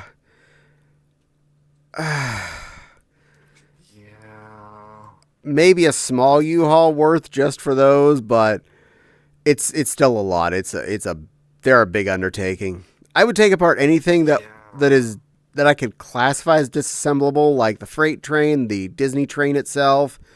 Those ones I could muster of a disassemble, reassemble, and any smaller building. Obviously, any smaller building. But any of the modulars or any of the, basically advanced level sets are pretty much you build them. Don't you dare unbuild that. This includes both the Crusaders Castle from last year, which we were discussing earlier, that was like $400. The Disney Castle, which was also about $400. And all of the about 14 Lego modular buildings, which are 3 tall Lego stories tallish each, ish, because some of them have spires and some of them are taller than that. Most of them are equivalent of one square Lego board, for any of you that know Legos. One square board base. A few of them are split buildings so that they are splittable into two half plate buildings. But two of them are also plate and a half buildings, the two anniversary ones. Brick Square and the museum are both plate and a half bases. And that Disney castle is tall. And I got tail waggles. So I'm going to do my best. Please enjoy your tail waggles as best as I am accomplishing. I hope I am succeeding at waggling the tail. Also, making myself dizzy. Do the waggle of the tail. Thank you for the additional waggling. I appreciate the puppy waggles too. Okay. That was that little Noodle gremlin. Hello, Noodle. Does my tail waggle count? Your tail is waggling auto. It counts. You got some waggles there, I hope. I hope those are acceptable waggles. I honestly have been bad and not been wearing my tracker because it tends to just die when I'm sitting here streaming for 3+ hours. Anyway, good evening, cute little Noodle who's giving me... Okay, there's the jittery, cute little shaky Noodle, Dancy Man. There is Bongo, Lulu, Pounding Thunder, and cute little guy, and little guy, little dude. Well, yeah, you are just little guy, little dude. You're adorable. Sweet little gremlin. Dude. Jesus, that Arflin is thick. Yes. Thick. Also adorable. I always forget until I see them. Yes. Stacked. Pretty puppies. Strong chunk smash. Heck yeah. And I have nothing against a bit of chunk in my view screen. Supposed to be Mocha. Oh, it's Mocha? Oh, I apologize. I apologize for I did not mean to misrepresent the bongoer when I hold my thingy over them. It doesn't give me the name. So, Bongo Thunder Mocha was the middle cute icon. Emoticon. Again, old man here who was born before emoticons. All right. That's adorable. I'm just gonna put this right out there. God, are we bringing up Bonzi Buddy? No, but I uninstalled that off of quite a few people's computers for them. Cute little virus.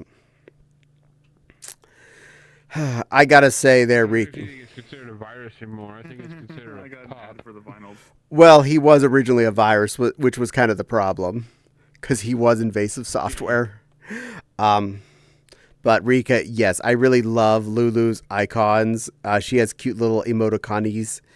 I'm jelly. She has so many nice ones. Thinking about it, at least Bonzi Buddy had personality compared to the AI we have now. Yeah, but he was serious spyware and adware. Yeah. And he automatically downloaded stuff for you that you weren't asking for, so definitely was Monkey. bad monkey. Stupid monkey. I also remember Microsoft Bob. Anyone else out there ever experienced Bob? Any bobbers? Or Clippy. Yeah, I remember that. Bob was Encounter Clippy. Bob is where Clippy came from. Well, the point of Clippy. If you ever had a version of Windows, I believe it was XP that still had it, that little yellow dog whenever you went to the search section, he was specifically one of the 3D models from Microsoft Bob that was one of your helpers. Microsoft, 95 or 98? it might have been. I can't remember. I just remember he was a helper whenever you went to the help sections. Also, much less annoying there. Clippy was not one of the actual representatives in Bob, but Bob is where Microsoft got the basic concept down for the little, oh, I see you're writing a document. Oh, I see you're doing this. Because that's what you had. It was Windows 95. Ah, okay. But Bob was designed as an operating environment. It even had all your basic productivity things like a spreadsheet, document writers and stuff like that. Yeah, Bob was basically Bonzi Buddy without all the wire associated. Bob was an operating environment. Bob was actually closer to trying to put Windows and a Windows environment and a bunch of your productivity things together. It was a little too top heavy and a little too cartoony for offices to want to use it. And only offices could really afford it because it was way overpriced. I mean, seriously, it was more expensive than at the time the current Office suite, whatever it was, like whatever they had at around 95-ish. But it looked way too cartoony. You basically had a cartoon room. Think Windows 95 MS Paint level drawn rooms. And icons were on like boxes and things. And maybe the clock on the wall, if you click on it, it brings up the clock. The little calendar on your desk brings up the calendar. Stuff like that. And you could assign things to icon items that you put down, like, well, a box or a cup. You can register that as load up MechWarrior 3 if I click on the cup. The hard part was you're in Windows and this extra environment on top of Windows, probably Windows 95 and this at the same time. You have a lot of overhead on your computer, so you're not going to do anything actually game-wise while this is on. This is still under the era where a lot of people would get the DOS versions of games and figure out how to restart the computer with all their controls in DOS mode so they actually could use more of their computer as opposed to Windows eating up a quarter of it. And now you have something even worse on top of that. But it was fun to decorate and make rooms and passages between rooms. Mm-hmm. And everybody in your actual house could have a room in your Bob house. So you made maybe mom had a kitchen and dad had a study, and little Jimmy had a bedroom, and little Jenny was like the Outlander and she wanted an attic. So she had an attic upstairs. But you had options. You had a lot of, it was cool and annoying. Because if you remember how annoying Clippy was, they were just as bad, and they were always there, not just when you had Word open. Oh, I see you're trying to click on something. Oh, I see you're trying to go to a different room. Oh, I see you're trying to do this. I see you're going to try to shut up now, aren't you, little dog? Yeah.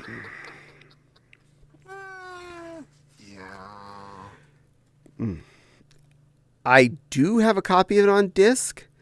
I remember playing with it at a friend's house because, well, they got their computer software because they put it on the dime of their work. They were part of the owners of the nursing home next door.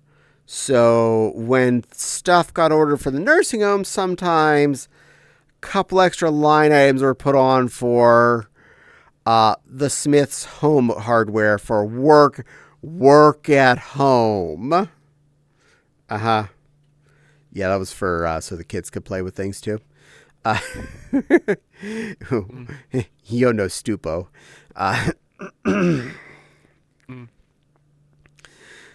But that's okay. Means I got more fun stuff to play with when I went over to visit.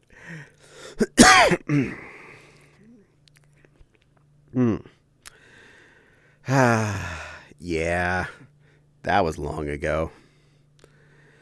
I don't miss those operating environments. I don't miss those little helper buddies. I'm glad Cortana got kind of phased out again, because she did not need to become part of my computer. No, but if you look through Windows nowadays, you can still find remnants of Bob. Yep. It's kind of scary. A lot of little tidbits. So many things in our office productivity stuff, in parts of Windows, in menus, came from Bob's basic source code, or at least the direct concepts of him. It's scary. Scary that failed product actually helped give ideas that made a lot of what we see today, whether they're things we like or not. Come to think of it, oddly enough, Bonzi Buddy probably did the same thing. Bonzi Buddy has taught people how to make ads better. And annoying things. At least Bob was made with good intention. Like 100%, it was made with the concept of being a productivity suite. There was no adware, there was no spyware, there was no space for it. That program was too freaking big as it was.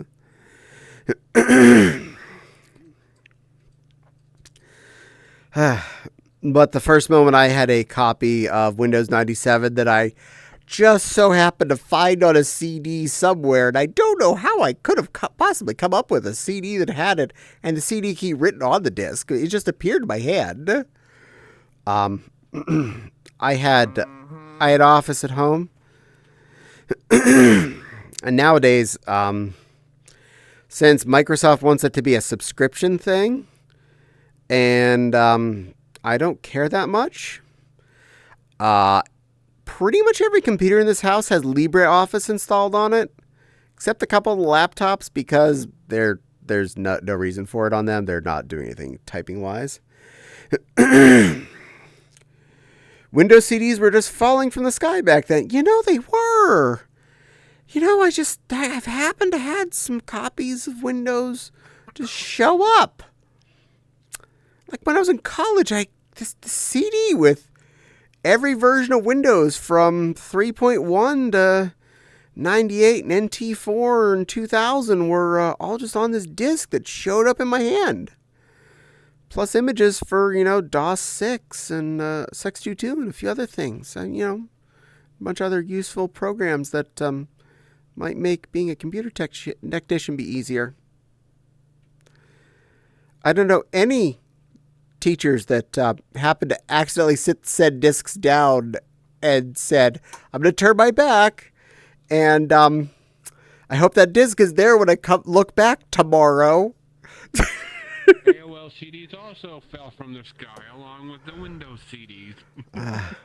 Hydrating.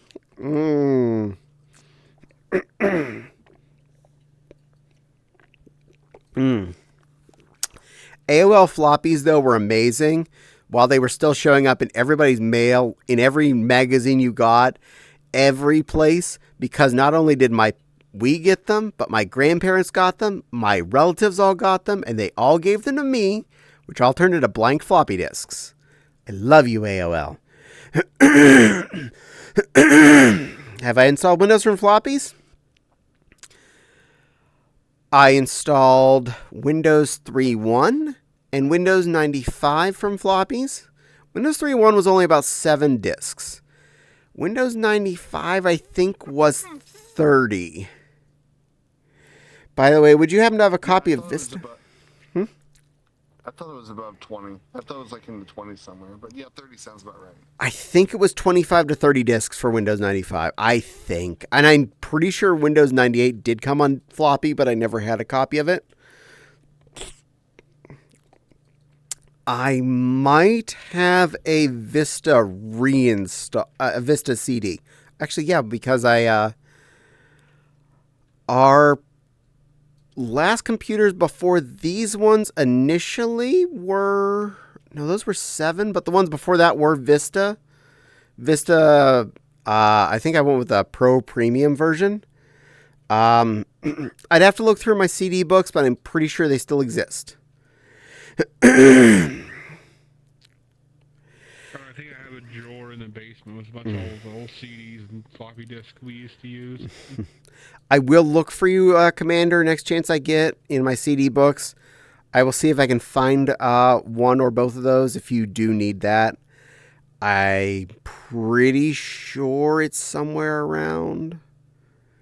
Because I don't throw CDs out even when I throw out computers. Windows 95 was only like 25 to 30. I know that because I had it on floppy. Because someone gave me a copy that the actual disc, the licensed copy of Windows 95 on floppy. Windows 98 was definitely more if they had a floppy copy. It was 26. It was 26? I was right. It was between 25 and 30. High density, which cut the number in half. But if you're going to be around for, say, driving around a circle and going fast thing later this month, I'll see if I can scrounge that up before then. If I can find it. No promises. I feel sorry for anybody that had to load Windows 98 off of floppies. Oh, that would have been forever. Besides the speed of a floppy drive. 39. Oh, it was 39? That was the point where they still thought it was important to also have a floppy copy. Most of us don't concept why. By then, if you weren't putting a CD drive or didn't have one you could plug in just for the install process, what were you doing? To be fair to floppies, though, until about 15 years ago, maybe even as far as soon ago as 10-ish, my mother, every Sunday, she was going to church because she was part of the song leading team, would have her song stuff she would copy onto a 3.5-inch floppy to take with her to church to put on the projector and whatnot. It was basically super duper basic slideshow stuff, so it wasn't like some giant VR 3D rendering they needed on there, but yeah, up until then, I still had to get my mother a replacement USB floppy drive because her floppy drive died in her computer. I'm like, you live 5 hours away from me. I'm not coming there to install a 3.5-inch floppy drive for you. Just here, this is USB. Just effing plug it in. It works. You live 5 hours away, but you're still the family tech. You know that. I know this. I had to... When their last computer died, I ordered them their Christmas present that right away, like within a couple of days, a refurbished. I think it was either an IBM, IBM or a Dell, previously used as a workstation computer, and got it shipped to them right away. And then when I came to visit, I did upgrades. I don't think she still wanted me to replace the CD drive. That she's like, well, it doesn't go in all the way on its own. I have to push it, but it works, so don't change it. Okay, Mom. As long as the read-write heads work fine, I'm not going to complain. You're not... you turned down free repairs on this one. It's fine. I'm not going to be mad. Yeah, I remember being like 2 long floppy containers. Yes, it was. Long ago in tech days. I've rebuilt and built my parents' computer more than a few times over the years. This particular time when theirs died, I had no time to run to their house to fix it, and Mom was starting to become somewhat computer dependent finally, and using the internet and things, which I love because it's nice to know she's willing to get on the internet and email me and not think I want to sit with a phone on my head for an hour while she tells me about everybody that she knows that got married or had a kid and that I never met. Well, do you know Sandy? Well, she was 2 grades ahead of you in Apollo in elementary. Oh, okay, she's not in my grade, so the answer is definitely not. Yeah, she lived like on the other side of town. Absolutely no chance of me ever meeting them. And she has a new husband and they have a kid. Okay. Mazel tov? And this will go on for an hour or more. I learned when Mom called. I know, and I'm okay with that. I'd rather her email and text me. It's much easier. Besides, my sister keeps her busy. You just miss the sound of your voice. I know she does, but she never lets me say anything. She talks for an hour on those calls. I learned lay down on the couch, prop the phone up on my ear with my arm that is not holding it up. That way I don't have a sore arm by the time the phone call's done. Watch these VODs, does she? Nope. Okay, that's good. Thank God. Also, she's well aware of most of these things. I've made it clear I hate talking on a telephone. I hated it before I worked at a phone company. I hate it worse now. But especially during the years where I would spend 8 hours a day with a phone strapped to my head talking to idiots, and then Mom wants to talk to me for an hour. I'm like, I'm peopled out. I've talked to 80 customers today, and now you want to talk to me for an hour, much of which is either about people I don't know or me needing to diagnose your computer problem that is way out of my normal scope remotely. Almost lost it. Okay, that's how most moms are, at least the ones we like. This is true. And I do call, for the record, I do talk to my mother on the phone. And I actually owe her a phone call because she sent me a present. I need to talk to her and thank her for that. I do talk to my parents on the phone. Just not all the time. My sister used to, when she worked from an office, would call Mom every single day on our way home from work because she would talk to her on speakerphone on the way home. And that kept Mom mostly busy talking to one of the two of us. And my sister likes to talk on the phone too, so that covered 2 people that like to talk on a telephone talking to each other. I know my mom called me, but I can't remember when that was. When I took the trash out on Tuesday night last night, it's also one of the few days I normally check the mailbox. Yes, the last 1099 was in there, the one for the mortgage stuff. Yay. And a couple from work, I think. I think those are just the health insurance validation in case that ever comes up forms. But there was a package from Mom. I didn't know it was from Mom until I opened it. It was just one of those like plastic bag type packages shoved into the mailbox that's squishy and had my name on it. Shipped to here from somewhere in Illinois. I'm like, okay, last time I saw that address, it was when Pepper sent us something for Christmas. Is this from Pepper? Because it looked like it was a similar address. But no, it was from Mom. Mom sent me and Fopsy each a pair of, they look like pajama pants. You know, those kind of like sweatpants, but basically just cloth with elastic on the top. That look like a pair of blue jeans. Okay, Mom has a sense of humor. That's uncomfortable. Yeah. I'm not complaining.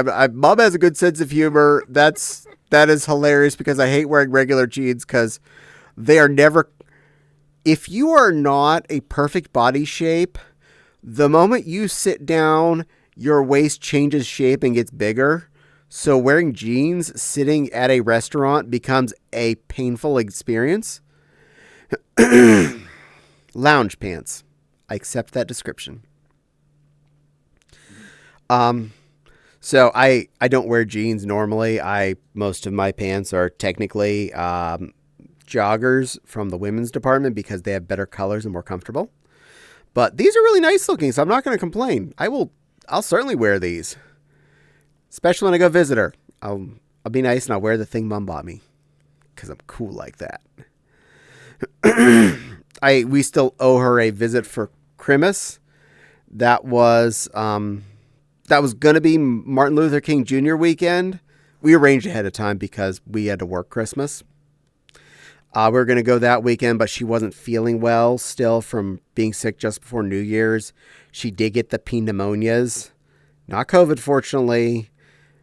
It was apparently a bacterial infection type pneumonia. And she was better, but she was still a little coughy. So the infection's gone, just a little bit of backlog and no energy still. So she wanted us to wait till at least mid-February when their new recliners are getting delivered anyway. So their living room will be a lot more comfortable. My mom sent me a $10 bill for my birthday last year. Told me to buy myself lunch with it. Well, at least that's enough to buy lunch with. I hope you enjoyed. I hope it was a good lunch. Yeah, I have big thighs. I always have to get jeans with a waist that's bigger than mine. Yes. Yes, and my thighs used to be even bigger than they are now. That is the one place they would always wear out, between the legs. I would buy a pair of pants and only wear them to leave the house in general. And that's where they'd wear out. Right between my two thunder thighs. Rubby, rubby, rubby. Done. I get a big old container of tater salad for $10. Woo! Well, you enjoy that. I hate tater salad. That is all you, little nude. All you. When it came to my jeans, the sizes were either 30 or 32s or 30. I had a bigger size. I think it was 32. I believe my waist size is like in the middle, 31. 30 waists were too tight and 32s were too big. And they never have the middle weird sizes in stores. At least nothing affordable. I need a 31 for my waist. I think I still do. I wear jogging pants even to the store. I really don't care. I'm wearing jogging pants right now. They're white and furry. I bought them in the women's department at the Walmart. I go to that same women's department and look for more jogging pants that are comfortable because that's where I buy my favorite pants. I have no shame. I have no fear. I don't care what anybody else thinks. Yeah, nobody that's there, if they're judging me, I'm like, what? How do you know I'm not buying these for my wife? Huh? I mean, if I was to do that, anybody judged me, I'd be like, why the hell do you care? But I learned over the years, no one actually cares. No one cares what you do. You're at Walmart. They're equally shopping at Walmart. You're on the same playing field. Doesn't matter what department you're in. I mean, my mom worked at Walmart for, I think, around 10 years or so, and she says half the stuff people come in dressed as, you wonder why you even bother wearing clothes at that point, because some of them wear the skimpiest stuff. I'm surprised I didn't see anybody just walk in naked, because... Simcoe... Have you heard that song? Have you seen that song, These Are the People of Walmart? I browsed the website more than enough times. People of Walmart, it's amusing. Yes, that song is hilarious. SeamKO9 says, I think there's a slight height difference. Yes. Well, we're not all the same creature, so we're allowed to be different. There's a very tall Arflin puppy, all the way down to a cute little Babkin over there. Mm-hmm. With a Babkin butt bow. I'm not a Babkin. Yeah, you are. Babkin. Stop lying. A Nubit. I'm not wearing my bow. Put your butt bow back on. You just took it off. You're still a Babkin even without your butt bow. Bow back on. Yeah, close enough. My family has a thing about holidays and birthdays. If they know about it, my parents and my grandparents were the same way. Require to get anyone that's there presents. Oh, and another new person. Hello. El Kippo 11. I'm hoping I said that right. Hello. Cuddle Shy has deemed you a Babkin Hun. There's no turning back. You're a Babkin. That's all there's to it. Yes. But anytime you visit, especially so if Cuddle Shy says you are. yeah, anytime you visit my parents, say it's on Christmas, and you're visiting when other people are there to visit for Christmas, you get presents too. There's not a question. When Fopsy first came to visit for Christmas, and Grandma was brought up to the house, she made it into the house, saw there was a person there she had not been told about, looked at my father and said, "Raymond, take me home." And she stormed out of the house and Dad went with her. And we thought, oh no, is she that mad about the gay thing? Is the gay thing that bad? It's El Chippo? Okay, that's fine. El Chippo. Well, hello, El Chippo. So Grandma insisted on getting taken home. She was gone for maybe 20 minutes. We're like, oh, we're sitting there going, oh, what did we do? What did we do wrong? We're bad people. We're in trouble. But you refer to me as Chip? Okay, well, you got it, Chip. You got it. Grandma came back with a stack of presents because no one told her there was another person in the house that was going to be there for unwrapping presents. And she was not going to not have presents for the other person. So the minute That's awesome. my boyfriend walked in the house, The house mad because there weren't enough presents. yes, because you didn't have a present for Fopsy. So Amazing. she always had presents in case of emergency in their spare bedroom. They're not like, a perfectly, I shopped for you for 3 hours and found the perfect t-shirt kind of presents, but they were presents like a 3-pack of mixed nuts, a wallet or something, pocket knives, basic gifts that you could give to almost anybody. She had Or a movie that you found in the $5 bin at Walmart. sometimes. That's so nice. You got that right, Rika. Grandma was a sweet, sweet woman.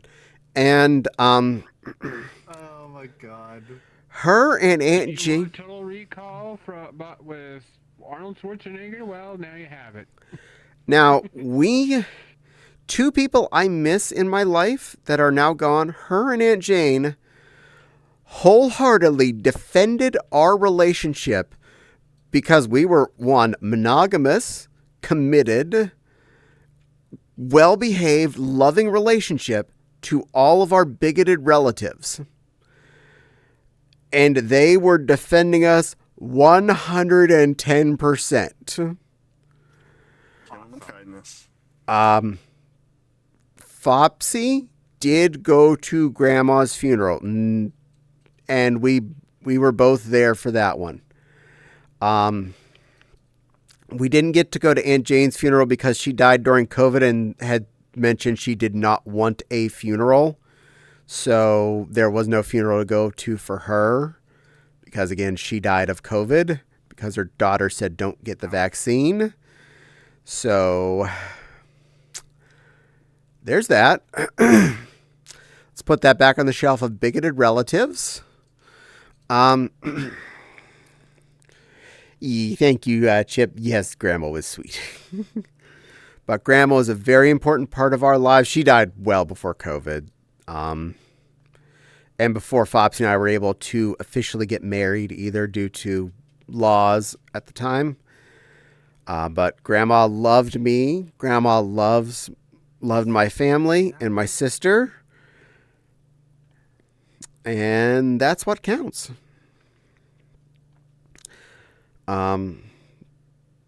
She's a wonderful lady. She was a wonderful person. Sad story to add on to this. I attended both her funeral and her husband, Raymond Sr.'s funeral. And I was a pallbearer in both of those funerals. I will highly. It was hard enough when I took Grandpa to the grave site. They had the same grave. They're stacked kind of situation. I had to carry a second casket to the same hole.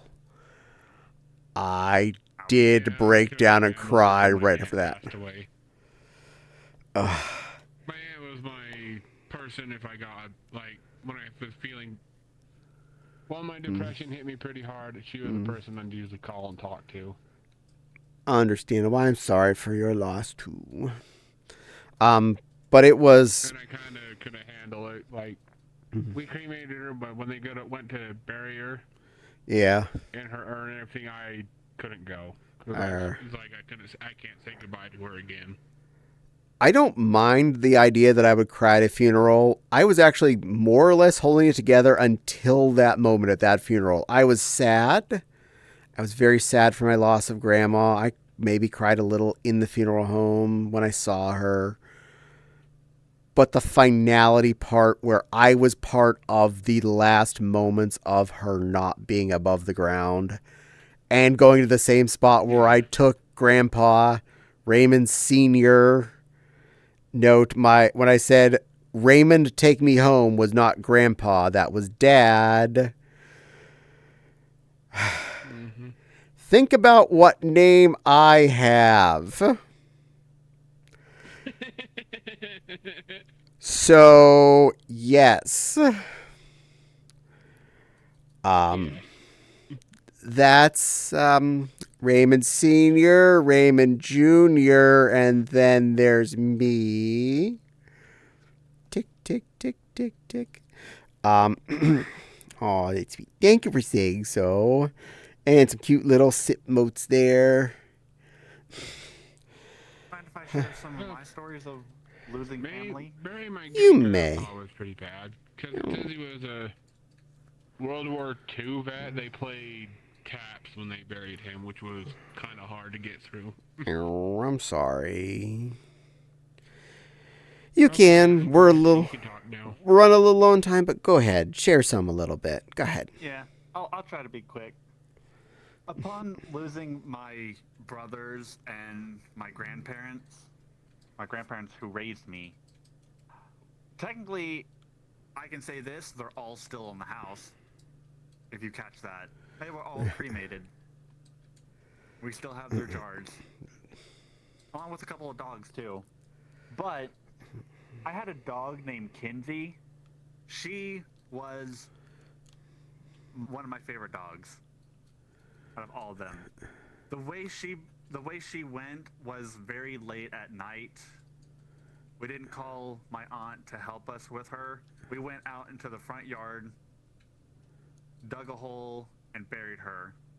After carrying her from the entrance to my bedroom, she laid down in front of my door and passed away. Aww. I found this out when I got up to pet her, only to realize she was dead. I'm sorry, cutie. It was so cute and nice that she decided I'm gonna die near my favorite person. Aww. What's poppin'? It's depressing hour on stream. Okay, let me lighten it up a little bit. When my grandma passed away, I actually had a dream about her. Like, someone just let the dogs in. Who was it? Wait, what? That was my thoughts in my dream. I got up, and turning around the corner was the silhouette of my grandma. For me to brighten the mood. My brothers also said goodbye to me in dreams as well. Aww. My grandpa didn't. So There. when I saw Michael while I was playing Breakers earlier, I usually like to think like my brothers are checking in on me. Aww. Well, I'm glad. See their names. Yeah.